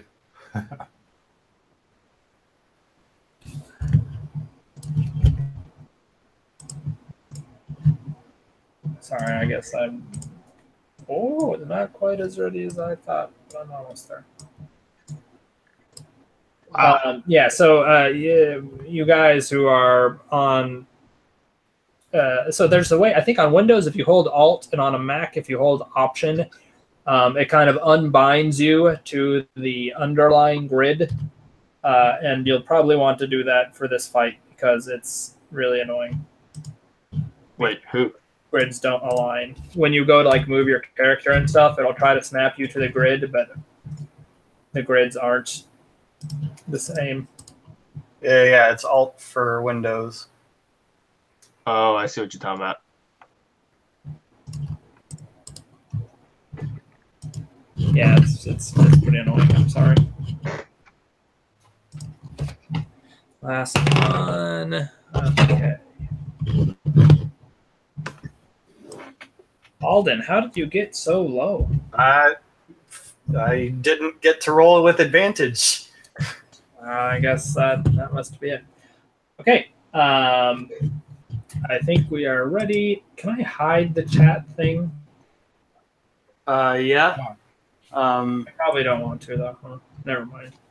It'll be too important. Okay. So Phoenix is first. Oh, I forgot about Veneer, who is also unconscious, but whatever. But whatever.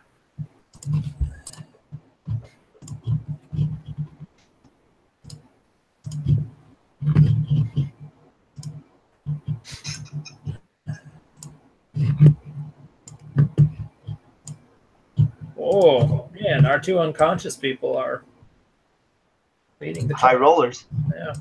Okay, Phoenix is unconscious. Veneer is also unconscious. This guy. Which guy's that? The generic thug number one. So I know you told us to roll initiative, but when you told us to do that, was that after I had already gone down the hall some when I said I charged? Yeah, you're right. So, but that's going to come into play. I realize I forgot about an aspect of this scenario. So I am taking into account that fact, and you'll see actually how in a second. All right. Yeah. So these guys get to go. So annoying. Oh crap! He is going to start trying to drag you. Date rape drug. Gateway. 5. He can drag you at half of his rate. Oh, hold on. Okay, you got it. So yeah, you're gonna be kind of dragged there. And then this guy is gonna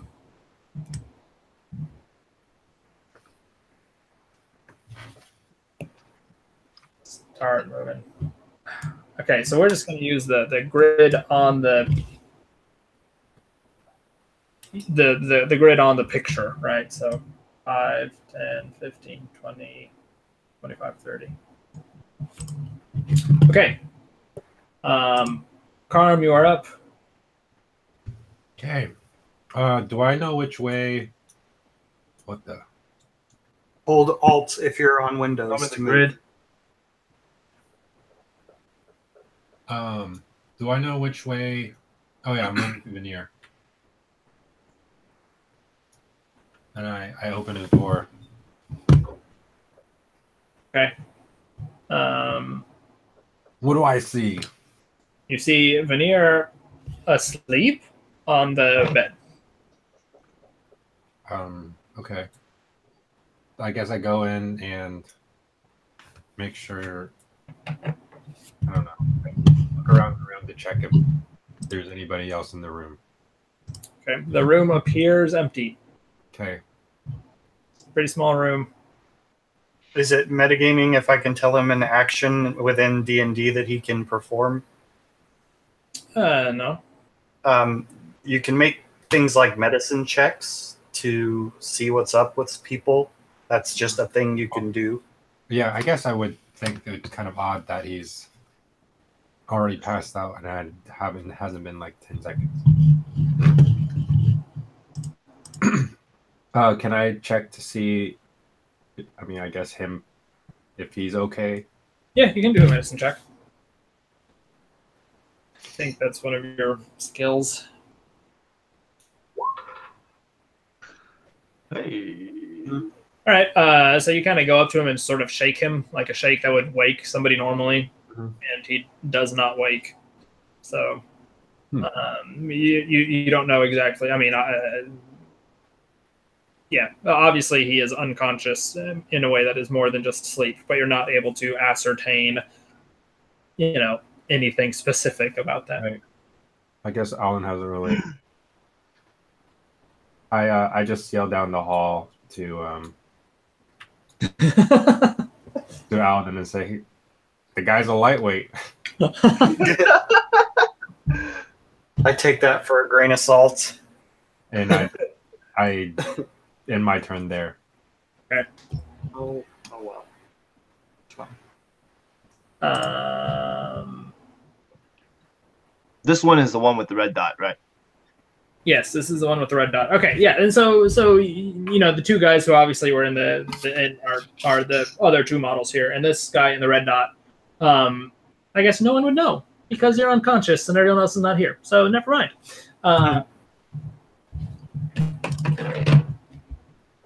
What just happened?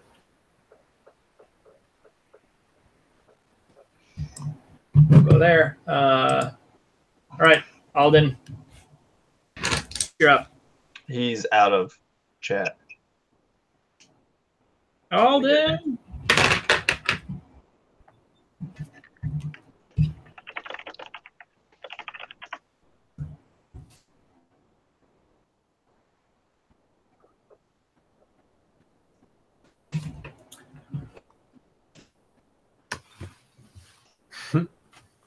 So how about them Cowboys?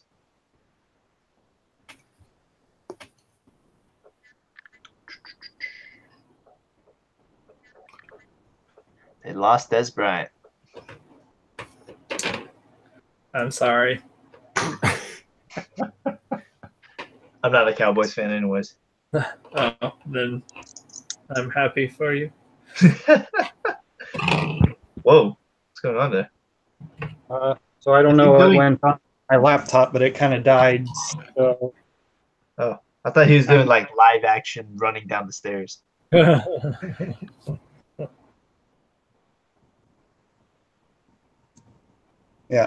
Okay.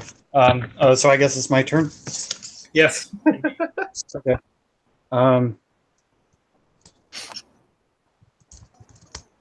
Okay. I would like to bonus action boost my movement by 10 feet, and then I would like to use my action to dash 5. Oh, it doesn't work that way. 5, 10, 15, 20, 25, 30, 35, 40, 45, 50, 55, 60, 70, 75, 80, and I get up to there with the 5-foot cost to pass through an ally space. Okay. Sweet. Phoenix. I'm still unconscious, right? Yes. Veneer. Same story. It is sad.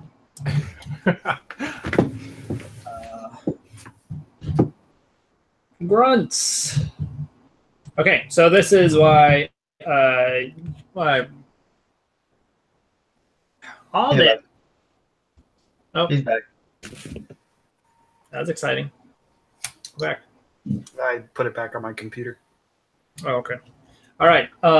So right after you barrel past this door, Alden, it slams open. Of course it does. And hey, it slammed after you barreled past instead of before you barreled past. So that's something.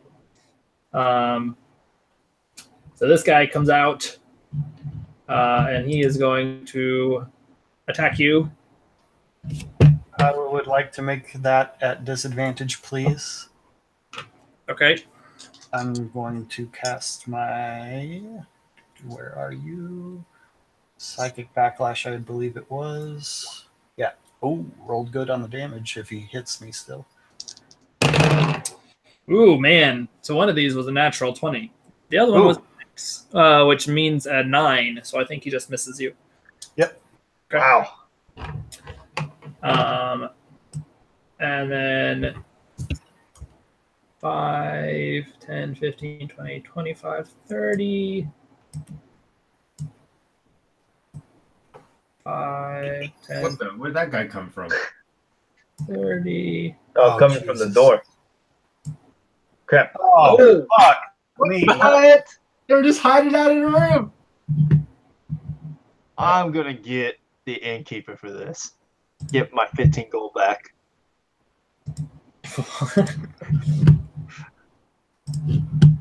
This is bad management.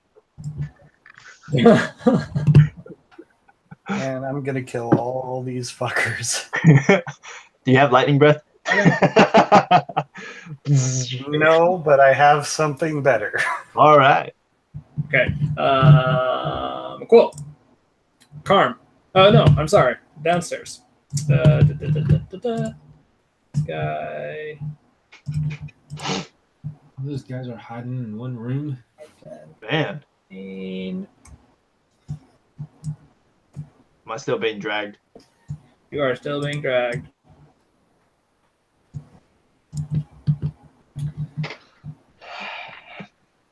And now, almost Carm. 5, 10, 15, 20, 30. How do you know what's... Oh, okay, I see it. I need to find this before my turn. It's on my phone. I don't even know what to. Man, I'm a fool. Why am I letting you guys see anything downstairs right now? Well, I don't know. I don't know either. Because no one's down there other than me, and my eyes are closed. That's better. Gosh. Well.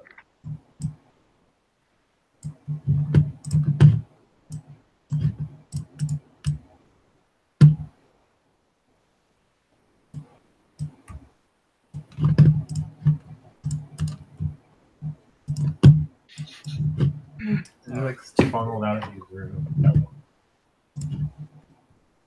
You got enough black squares across that? Okay, yes. Now Carm. Okay, I see Alden hurrying through the hallway, so I follow him. I guess right there. Do I see this guy at this point? Yeah. And is he like holding anything? Like a club, or Well, he does have a weapon on him, so I know he's not friendly. he is not friendly. No. Okay, I as I'm running, I'm gonna go ahead and just clock him. All right. Clock away. Clock away. Oh, okay. He is clocked. He's not unclocked, but he is clocked. Okay, and then I guess I see a bunch of people standing in the hallway. I'm going to go ahead and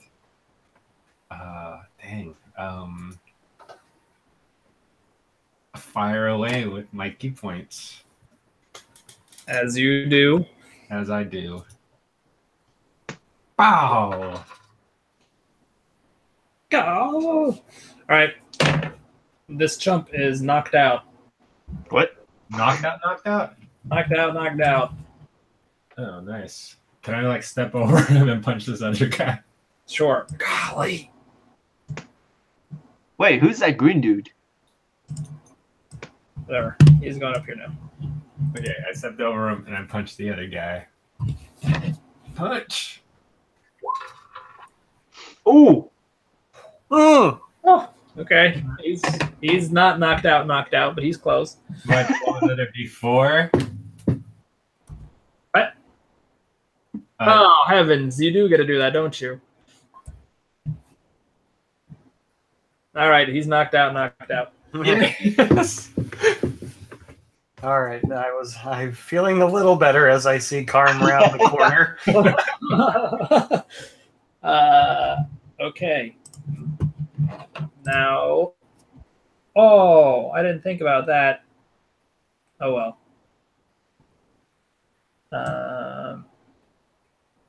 15.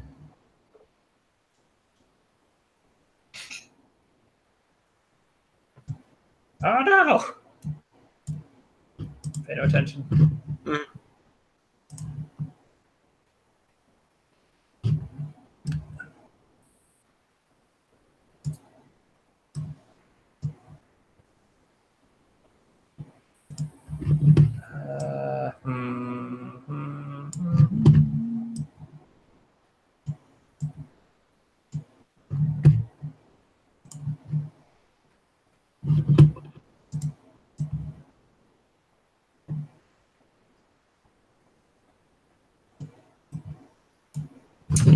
Let me see over here really quickly.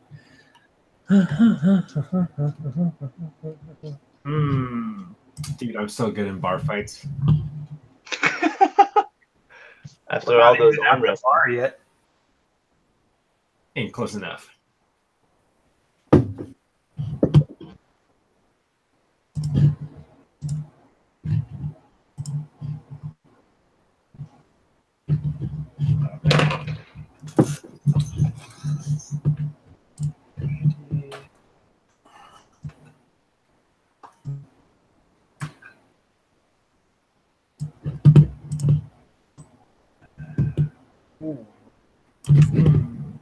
What's that thing? I mean, What do you? Yeah, I know. I'm upset about this. Yeah, I saw the green dude and then this person. There's a green thingy and a red thingy. I The think green guy looks I like he's think we're the composed- green thingy. Is that Independence Day or what is that? Galaxy Quest. Galaxy Quest. That's what it is. I can quote almost any quote from that movie. I have seen it so many times. My grandpa's hammer. You shall be avenged. do I see the yellow box forming around me? What yellow box? Someone drew a yellow box around me. We can draw that stuff, and I don't recall doing that. It could be just a glitch. It could be that some other person actually drew a yellow rectangle there. Oh, Definitely not me. You're not the only person that can draw on the map. oh, it's just when you put your cursor over the turn order, the icon or whatever, it puts a yellow box around the person. Oh yeah. You can see what characters are who by hovering over the character on the initiative. So that's where the green guy's at. What the heck? Yeah, that's a little unfortunate. But I'll tell you what though, Philip. If the enemy is fully in the darkness, we don't see the square. Yeah, we don't see the red guy. Wow. So this one is not quite fully in the darkness. Yeah, the green one is just barely. We can see the yellow box, and that's it. John, why'd you have to say anything? Well, We're not going to use it, Philip. Alden, it is your turn. Bonus action. I am focusing on my focus that relieves disadvantage on my ranged attacks. Okay. And my action is to spin my sling around and try to hit the guy right in front of me. Okay. Nope, no speed dart. Need to turn that off. Okay. Yeah, you clock him. Oh, no, wait a minute. Was it their turn before your turn? No, I was before them. Yeah, because he ran past. At least that's how it resolved. That's how I got here before they came out and tried to attack me. Right. Yeah, no, I'm sorry. I was just trying to give you one, essentially like a surprise round. Okay. So Well I'm sorry. then, I mean, you didn't kill this guy, so it's not Yeah. really do anything. But if you were planning on running away, I need to do some stuff before that happens. no, Okay. I can't afford to get hit.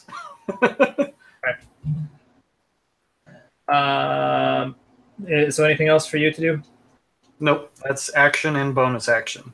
Okay. This guy's gonna swing at you. I would like to impose disadvantage on this. Would you?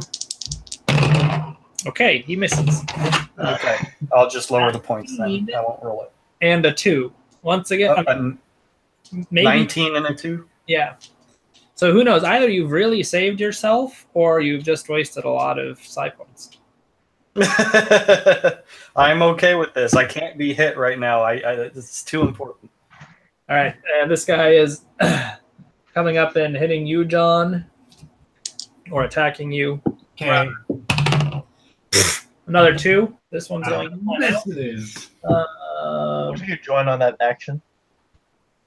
And this one is coming here. Wait, where'd that guy come from? And these things are moving too. I like how you're highlighting Shut up. what you're picking up. Does it do that too? I don't know. Heavens to Betsy. Okay. Phoenix is unconscious. Veneer is unconscious. This guy is happy with what he's doing. So what?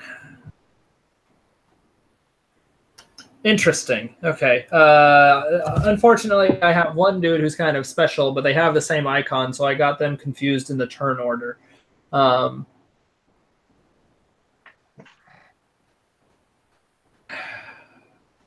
Shoot. So you ran, then they went. Okay, that's fine. Carm, Yeah. you're up. I punched the guy in front of me. Oh, heavens. What else is he gonna do? Run away. Drink with them? Run away? Lie down. Ah, Oh, fail to punch the guy in front of him. I follow up with an unarmed strike. hey. That time you connect. Congratulations on your connection. And that ends my turn. So you get 2 unarmed strikes with your flurry of blows now? But he didn't flurry of blows. I know, but last time I thought he did 4 attacks. Oh yeah. Nice. I don't have 4 attacks. I thought you'd have 3, but without flurry. But I am wrong apparently. Yes. All right. This guy There you go. Yay! I've already used my reaction, so I can't do anything. comes around, What goes around comes around. and he looks He looks like he's directing a orchestra.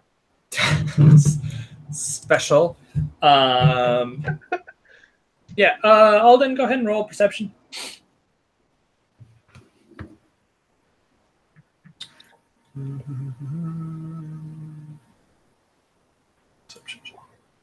Hey, okay. It's Derek.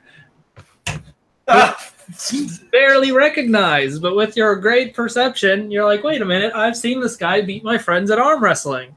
Oh, It's the man. It's Oh wait, I'm conscious. Sorry, I didn't say that. and yeah, so Derek is now going to attack you okay. with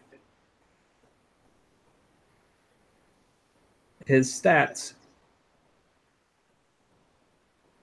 Okay.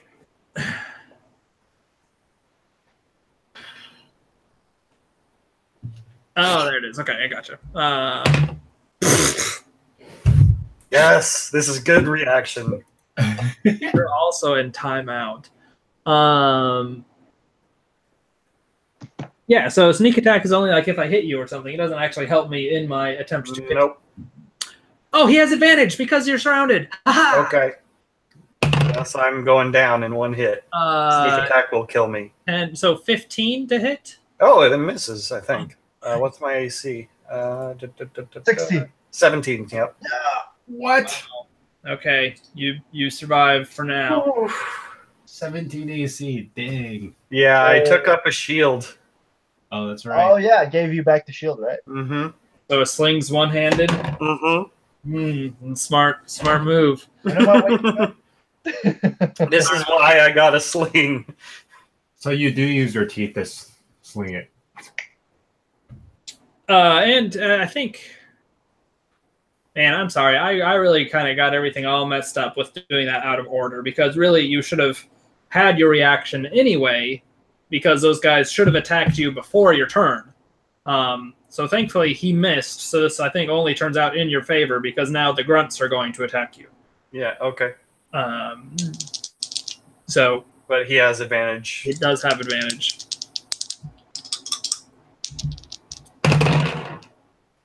Golly. 13, so I missed. Misses.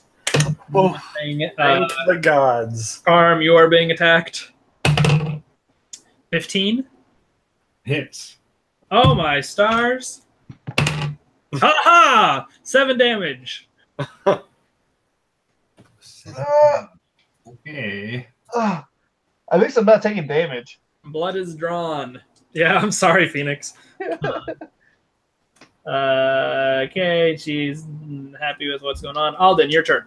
Okay, I really don't like this particularly menacing person that just came to my, well, I guess my back, because I swung around and slung a guy in the back. So I'm going to cast Speed Dart, and I'm bumping fucking 3 points into this shit. Okay, now I gotta find out where Speed Dart is. It's over here. This is 3d10 psychic damage. John. If I hit. I'll tell you Please what. hit. Damn it! Oh, Fuck! that would have been massive. You would have been disintegrated. So you whirl around, and they're just like this huge glowing. Like you're. Yeah, like I imagine, like, as I did this, like I spun this thing and you see like this blue halo where I swing it and just whack, but then it hits the wall. There again, dodges out of the way, and there's this huge dent where he used to be, but unfortunately that misses. So that's it for you. Yeah. All right, Phoenix, Veneer. I took a chance on my on a big hitter, but didn't hit him. That would have wrecked sauce. Grunty dude. So I'm essentially swapping 2 of these. So whoever gets highlighted is not actually accurate. That's one way to keep us confused. That's since you guys are just seeing into the darkness, I feel like you deserve it. Okay. Carm. All right. I'm going to continue to plow through these people. I don't know, you didn't do that well last time.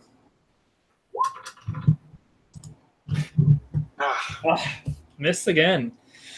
Dang it. Okay, I will use an unarmed strike.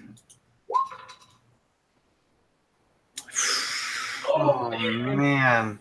You're just the hallway's too cramped for your standard acrobatic maneuvers, I guess. Anything else you'd like to do? Can I do? Yeah, I'm just gonna hold still. Okay. All right. This guy is going to attempt to hit you again, Alden. I would like to impose disadvantage, which means he just has regular roll. Who would have seen that coming? Come on. At me. Sucker. Can't see right now. Whoa, okay, 22 to hit. Yeah, so he takes. Oh wait, no, wrong one. Psychic backlash. 14 psychic damage. 14 psychic damage. Is he dead? Just stupid. You need to get nerfed. Hey, I'm running low on points, man. Well, you're going to be running low on HP after this, too. I know. Watch it be like 1. No, he's got sneak attack. It's gonna put me down. Oh, So, I almost cheated. do I get like a divine intervention from my gods to wake me up? No, that's like That's a that is a thing, but you don't get that this early. No way. Serious? Yeah, divine intervention is a skill that you get. It's a spell. He doesn't roll particularly well, so 12 damage to you. Oh, you only took me down half. Okay. All right, now little grunt guys. So grunt guy is going to attack you, and he's going to have advantage. Yep. I'm literally surprised he didn't take me down in one hit. Wait, a 3 and a 5. Hey! Hey! Other guy attacks Karm. 15, so another hit. 4 damage this time. And these other people are just chilling and they're happy. And Alden, you're back up. Okay, how's he looking? Greeny. He looks rough. That was a hit. Okay, I'm going to regular strike Greeny with my. I'm gonna regular strike Greeny, but before I do that, I think I'm gonna cast Precognitive Hunch as a bonus action. So that and put my Precog Hunch up. So Veneer, I realize that you cannot see any of the Roll20 stuff, but you will probably be maybe watching this at some point. So essentially, what is happening is Karm and Alden are fighting in a. Oh, no speed dart! Damn it! I forgot to take that off. Closely, a small hallway. So kind of there on 2 edges of the hallway. In between are some grunts that Karm is slowly making his way through. And then on the other side of Alden is, your Derek friend. And yeah, I guess it's actually a really easy one to describe since you guys are all essentially standing in a line hitting each other. And no one knows what's happening downstairs. Yep. So that's a 19 to hit for 6 damage. I imagine you hit, but he's not down. Okay. So this is... Derek is so hardy. Nope.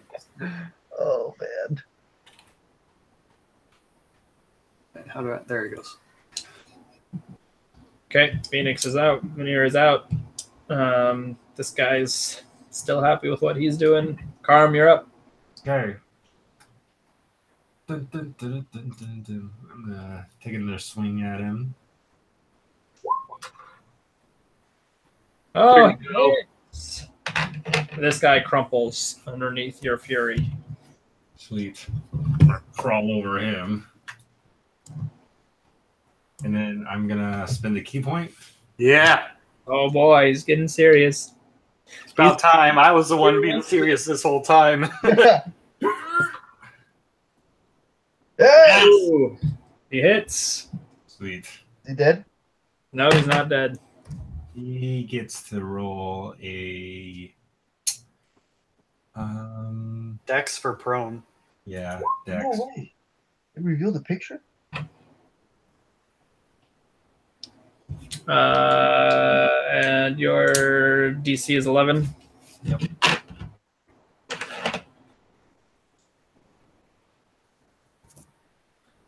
Aquaman and Shazam. Of course not. Wow. Then I'm just gonna see him on the ground. I'm gonna drop an elbow on him. Yeah. Advantage. Oh, and your elbow crushes the life out of his lungs, body, all of the above. Then you have one more? No, that's it. Oh. How did you attack 4 times before? Or was I just misseeing something? Probably. All right. I got an advantage I or wasn't paying something. attention.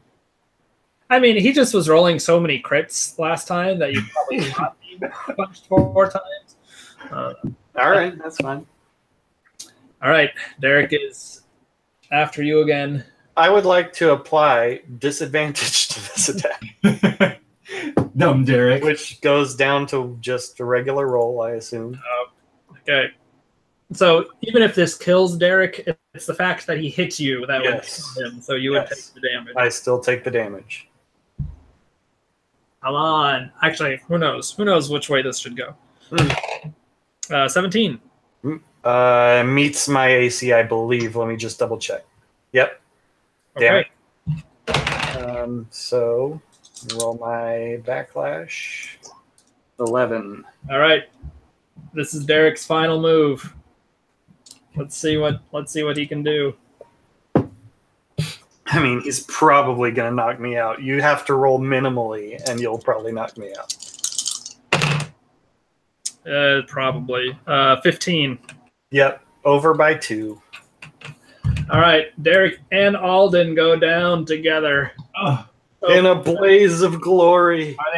are they on top of each other? What? No, they are not on top of each other. Wait, am I awake now? No, you're not awake now. You don't know how long it'll take you to wake up, but you're not awake now. Okay, Grunt Guy. Would this be considered my long rest? Given that you're at full health, sure. Yeah. I'm actually not at full health. It is. That's a yes because you get no benefits. You're at full. Are you not at full health? He is. I'm at 33 out of 30. He took a long rest. Never mind. You should be at full. Okay. I guess I missed that. Yeah, we took a long rest in the barn, remember? Oh, yeah, that's right. This guy, He's going to start dragging Alden's body.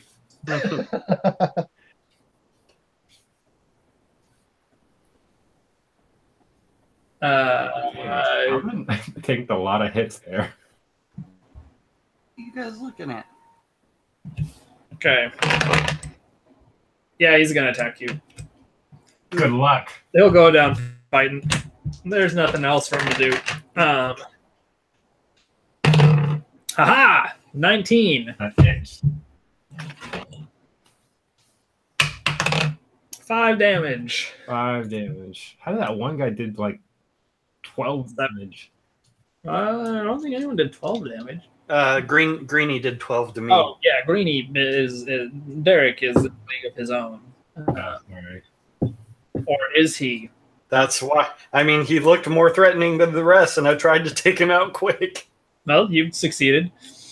How you planned. 2 backlashes. 2 backlashes and a stone to the face. All right. Carm, you're up again, essentially. It's me versus the world. Well, we might as well see you guys at the title menu. Nice. Jeez. Yeah, so this guy was hurt from before, apparently, somehow? No? He wouldn't... Yeah, I knocked him with a stone once. Ah, okay. Well, that explains it. Carm, you're now in a hallway with a bunch of unconscious or dead bodies. I like to believe that we were not being... not doing... what's the word? Non-lethal damage. I take out my sword.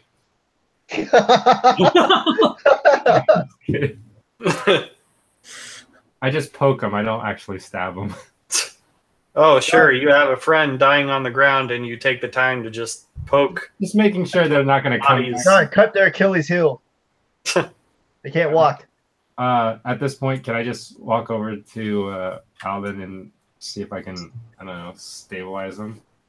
Yeah, go ahead and make a medicine check.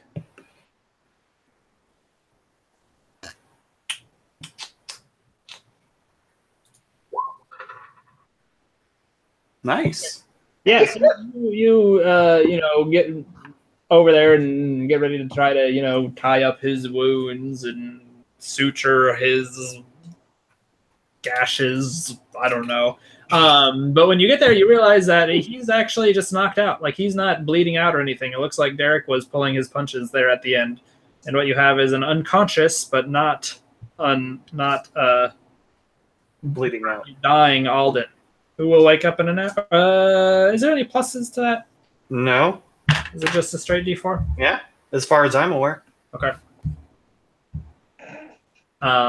Who is currently unconscious, and no one knows when he'll wake up, because how would you know that? Okay, before you do anything, let me whoa. Make sure I started kind of skipping, the stuff happening downstairs because that was boring for everybody except me. So I want to make sure that there's nothing that everyone would have been doing had I not just been skipping ahead.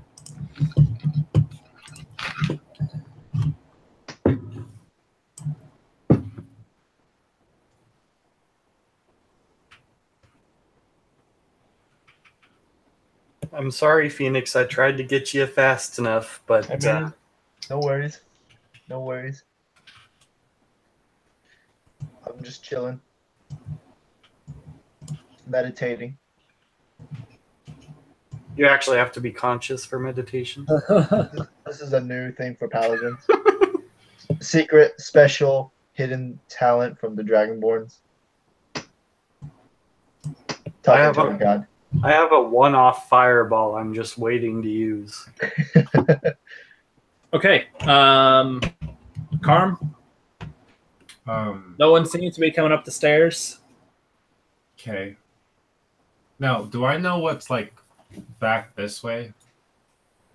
Is it just a wall? Yeah, that's the end of the building. Okay. And there are rooms up here, right? Yes. Uh-huh. I am. Cut a hole in the floor.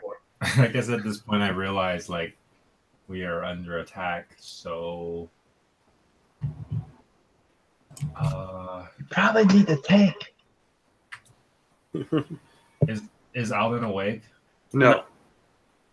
Okay. Dang. Okay, I Leroy Jenkins. Yes. 5, 10, 15, 20. You're taking too long. Well, I get here. What do I see mean, down the to be hallway? fair, that's pretty much what I was doing, going Leroy Jenkins. Yeah, that's yeah. What are you doing, Carm? I run to the corner of the hallway Okay. there. Do I see anything?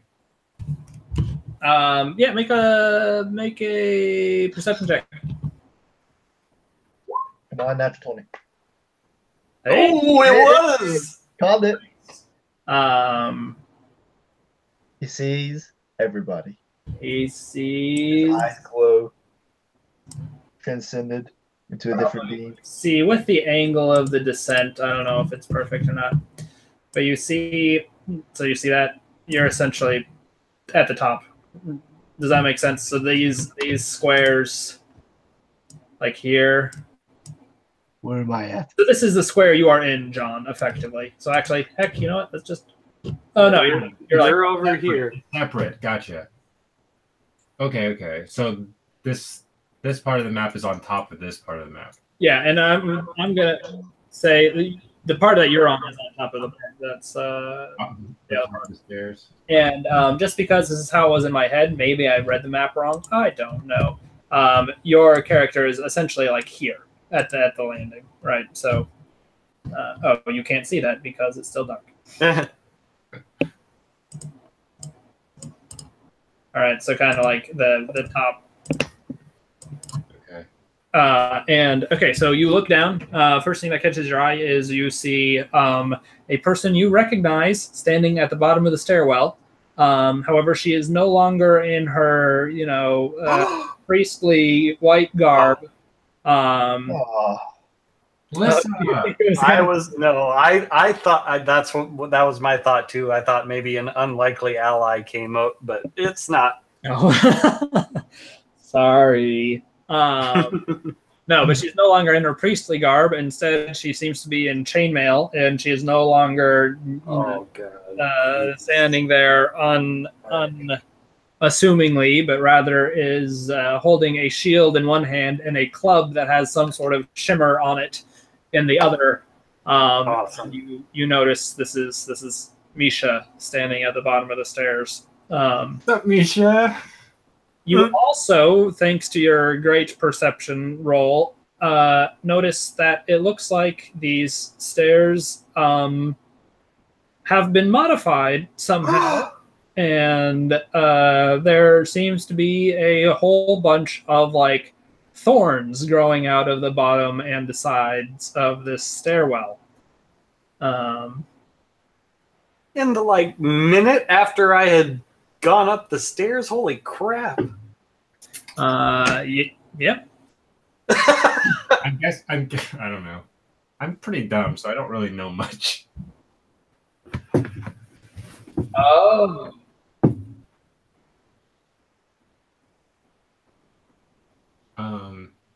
Interesting. You're right. I looked these all up, and I assumed that it was a ritual. So there's no spikes. I'm sorry. Oh, okay. That's an encyclopedic knowledge of these spells you have there, Alden. No, that wasn't even it. Like all I was saying was that, like I don't know how whatever was happening happened. All I knew was I went upstairs, was in my room. Carm came and tried to talk to me, and then we were rolling initiative, and I was like, "What? This?" No, you're right. You okay? No, the spikes are there, but you did notice them. Okay. So when you said that, I thought, oh, he must be saying this is a ritual thing, and so I went and I looked at it, and it said 10 minutes, and I was like, oh, it's a ritual thing, and no, it's a duration of Yes. Yeah. So yes, So that's fine. I just was surprised that, but apparently she cast the spell there, and as soon as I went up there, apparently. So this landing, all I see is like this hallway and stairs, right? And Misha at the bottom. Yeah. Okay. And I don't see anything like. I mean, it's just like, is it just two hallways that go straight up? I mean, walls that go straight up, and then the stairs that go down. Yeah. Okay.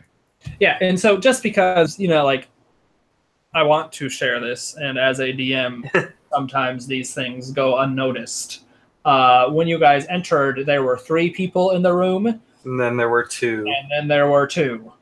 Bertram had one of them go out and tell Misha that you all had arrived. And that is how she and Derek, actually the one that he had leave was Derek. And that's how he got back. Can I just ask, maybe metagamingly, out of curiosity, were any of the people that I saw in the temple ever Darren or whatever his name was? Derek, no. He only chops wood all day and all night. That's Davis. Davis, different person. Oh. Wait, who's Darren? Derek is the one who beat you at arm wrestling. Derek, got it. He farms things. You don't got it, but it's okay. Okay, so I guess we'll go back into. I'm still being dragged. Who knows what's happening to you at this point, right? Indoctrinated. All right, Carm. I guess you were the last one to move as you rounded this corner, right? Yeah.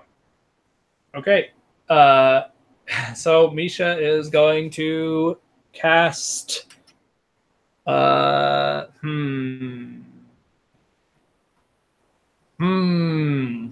does she want to cast? She'll cast Anger of Death. Yeah. Oh, wait, did you say Blight? What? Did you say Blight? No. Oh, I said Guiding Bolt. okay. For some reason, I thought I heard Blight, but maybe that was wishful thinking. All right. Ranged spell attack against the target. That is. Pardon me? I said misses. I hope not. So that's still. I haven't played a caster. That's still a proficiency plus my spell casting bonus, right? Oh. I'm also not a very proficient caster. All right. First one misses. Carm, what would you like to do? Like as a response? Like as your turn. Oh, as my turn. I mean, she's already aggressive. I am going to. I'm going to spend. Roundhouse kick. Can I make that jump? You can try. Ooh, I interesting. don't technically know how far I can jump. It's 5 feet plus your strength modifier. Oh, I forgot. We looked this up at one point because of Michael's boots, Yeah. but I don't remember the outcome.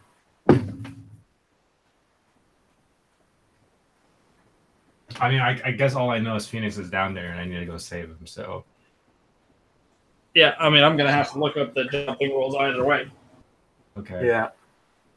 Because that's a thing that you saw and you are going to actively try to avoid. Yeah. Avoid the thorny bush.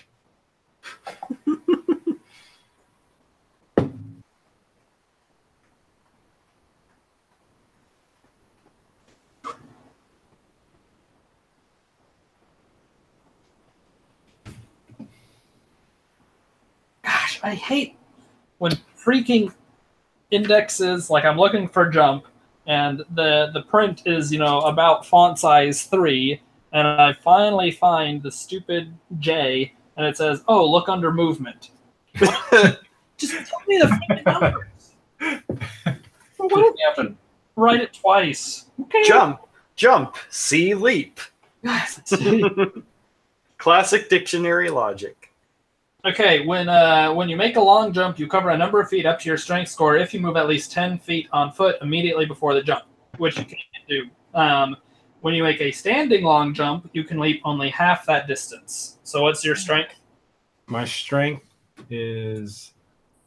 But bear in mind, maybe you can back up enough. You have a movement of 40, right? Yeah. But I'm not going to let him say that he's rounding that corner at full speed. All right, I'm just trying to rules lawyer you.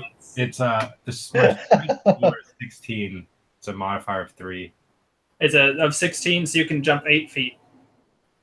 If you want, we can do a roll for it, which might get you, a couple feet extra or a couple feet removed. So how many feet is between those 3? Wait, that's 15, right? That looks like 15. 10, 15, 20. Wow. Oh yeah, 20 to get around it. 20. Let's see. And I could jump 8 feet. Yeah, you're not gonna make it. What if I spend the key point to double? Oh yes, if you use the step of the wind. And then do a roundhouse kick. Gives me the 16. Okay. Okay. So you guys can't see where this is drawn. Crap! Dang it! I need to read these stupid rules better. That would be helpful as a DM. All right, we're gonna play it this way for now because also it's cool that it's just on the stairs. But it's a 20-foot radius, not a 20-foot diameter. Oh, that is big. Much larger. Yeah, that's the thing. Like, I was gonna cast my fireball at that group of guys, and I was like, "Oh, 20-foot radius. Fuck, that will ruin the building." Yeah, I did not realize. Okay, well, too bad. So it's at 20 feet. Yeah, what are you doing, John? Dang it. 16 doesn't quite make 20. So your step of the wind. Oh yeah, because it doubles in 8 to 16. Not quite there. I can't. But that still means that you could probably do that roll and maybe make it. Oh yeah. Man. If I only had. It sounds cool. I'm all for this idea. This sounds awesome. You should wall run. And there's no way I'm gonna wake up in here, huh? I don't have the wall run ability yet, Kevin. Not Oh, yet. dang.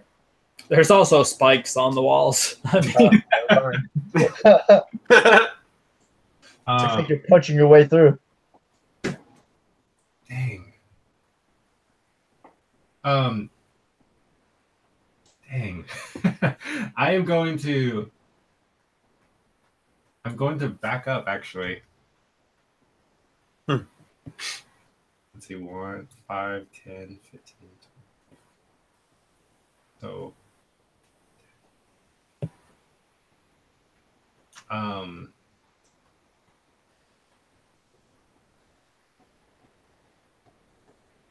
That might be a pretty good idea, considering that's a spell that's supposed to be really good against unsuspecting foes, and you noticed it. can I open the door that's above me here?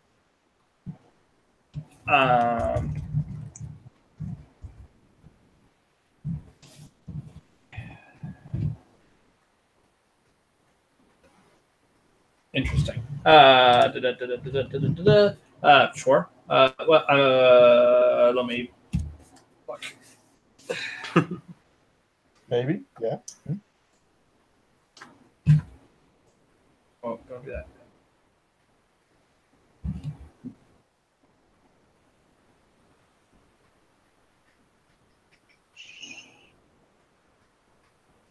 Yeah, you're fine.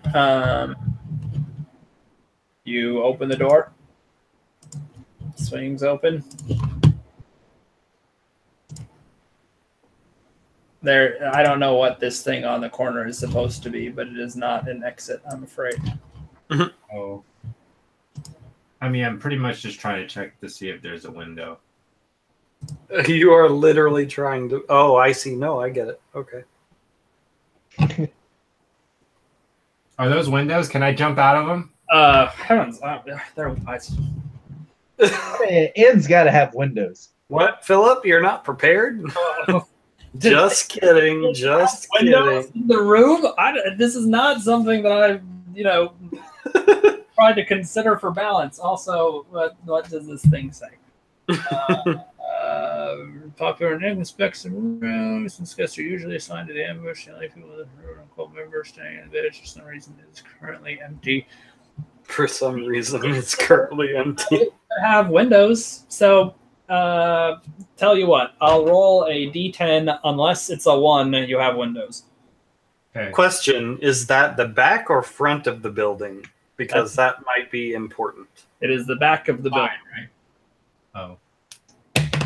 I rolled a 4, so there's windows. Okay. I get as far as I can to the window, which is about right there. I think. Hold on. 5, 10. Right? Guess I'm going to the indoctrination center. I'm already there, man. Join me, brother. You need friends.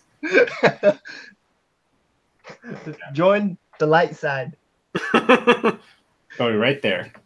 Going right there. All right.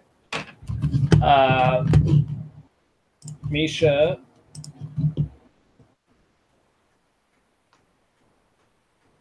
Hey, not that bad. The foundation's there. We can rebuild it.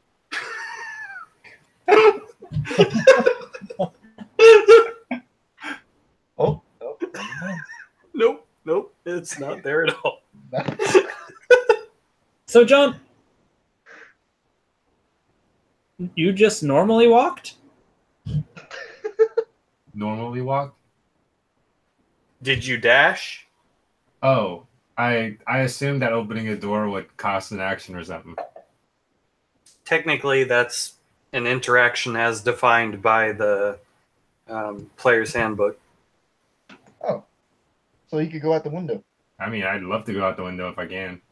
Just take the running long jump ability and just. Yeah. I love it. I love the image. Work. They look kind of look how I look like when you look at my picture. I can't see your picture, only your token. Yeah, I mean, obviously opening a door is going to slow you down, but I don't feel like it should slow you down half of your movement's worth, right? Like, you can't run full speed. You can't be moving as quickly from point A to B if there's a door you have to open in your way. You're not going to tie that race. So we'll say that, you miss that. That costs you what?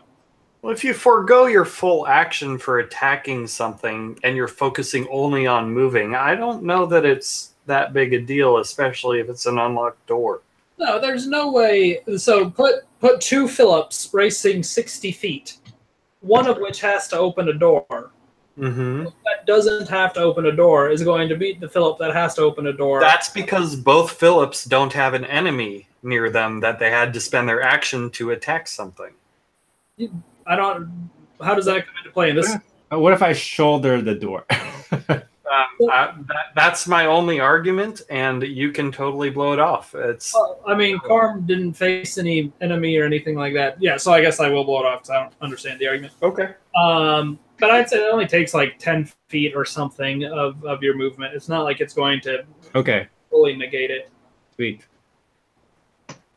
Then I'm going to attempt to jump out the window. Okay. Well, you apparently still have your actions, so you can. No, he Oh, wait, definitely no. dashed. I don't. Yeah, never mind. Nope, never mind. I'm sorry. I lashed out when I shouldn't have. I lashed out, but I shouldn't have. Rabbit. Yeah, I don't understand your logic. Okay.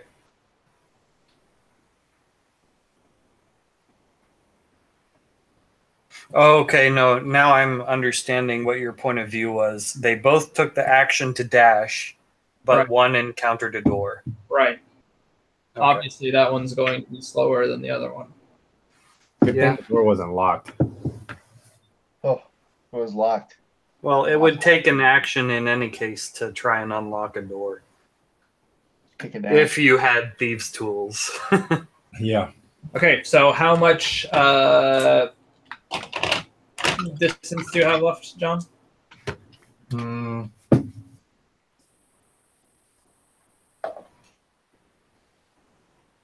And you said -10? Yeah. 150. I have 20 feet. Okay. You're jumping out of a second-story window of an inn. Mhm. I do have slow fall. Feather fall? Freaking ninjas. Yeah. Here it is. I'll just put that out there.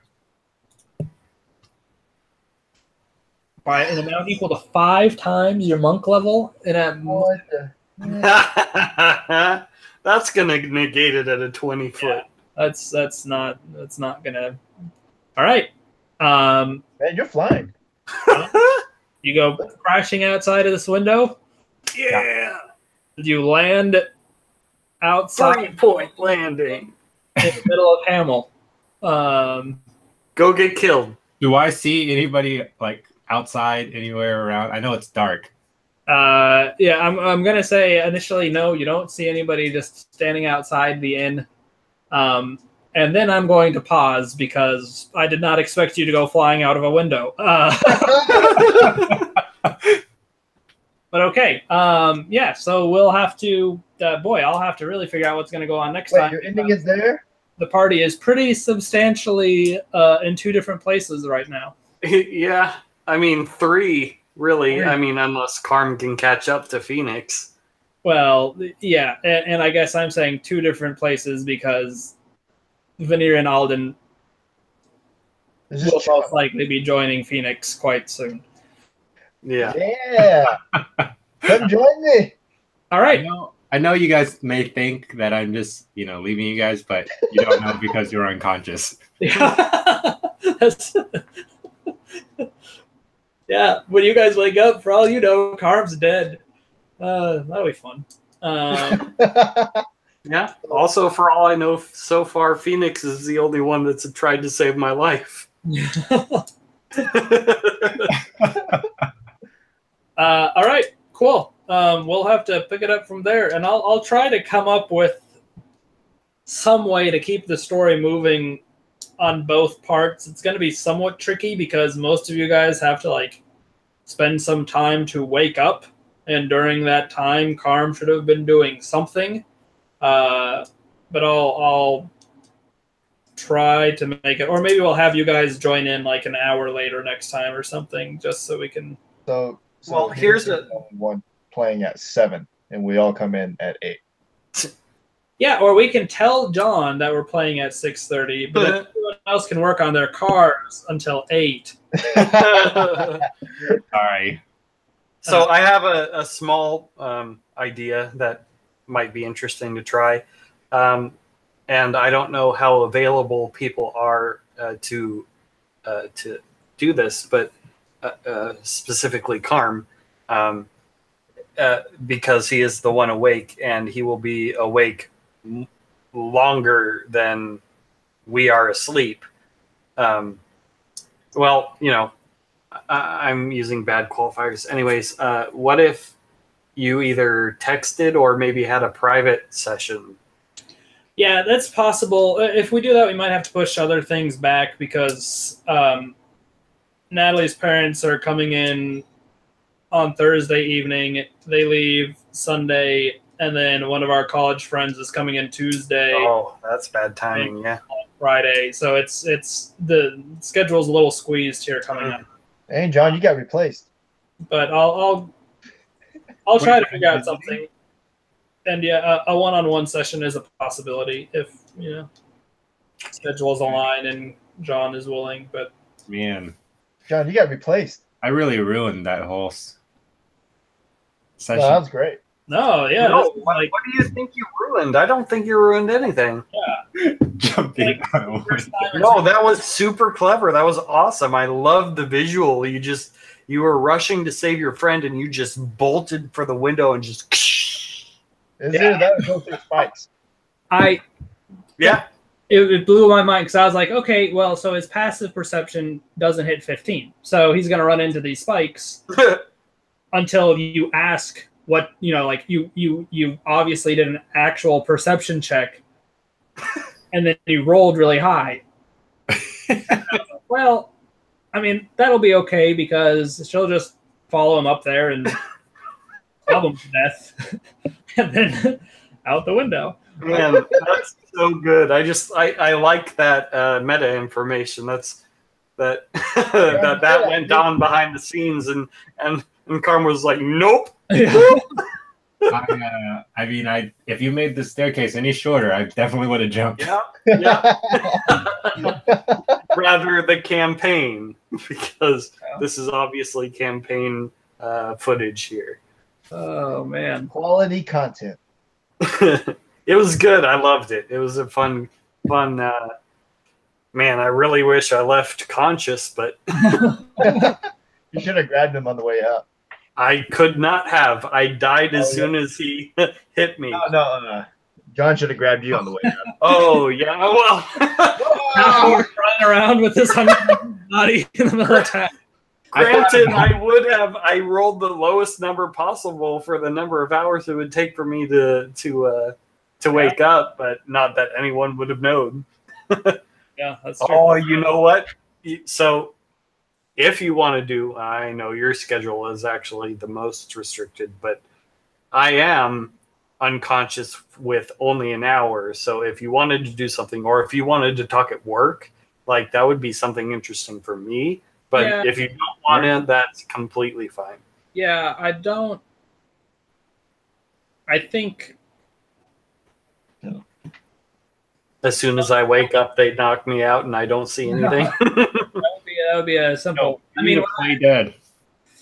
what I might do is just kind of give you some information and then see how you react, and we can do kind of just like a text thing, and then if you end up requiring more, we can go from there. As of right now, I think that probably won't be necessary, but it's hard to say when you never know when your player is going to jump out a window. So Yeah. So yeah, I'll have to think about all this stuff, but I'll try to be in contact and get something figured out. As you scratch your head, maybe not. For real. But okay, that was cool. It was cool. I loved it.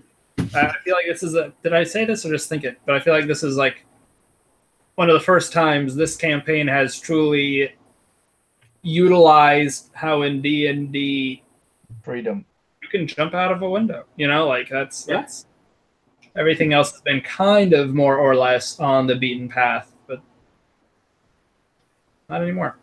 Okay, Then cool. does he get the, I mean, what do you sorry. call it? That he does. I forget what it's called. Gets advantage on something, maybe, or What are you talking about?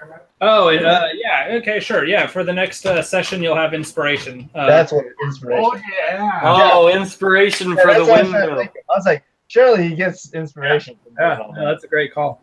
That is a great call. When you dumbfound the DM, you You get gotta get inspiration. Precedent this is setting. Mark that down before you forget. All right. Okay, cool. Ah, All right. Fun. Play some PUBG. I will see you guys Oh, later. the plan is still for 2 weeks from now. As of right now, that is a plan. Yeah. Okay.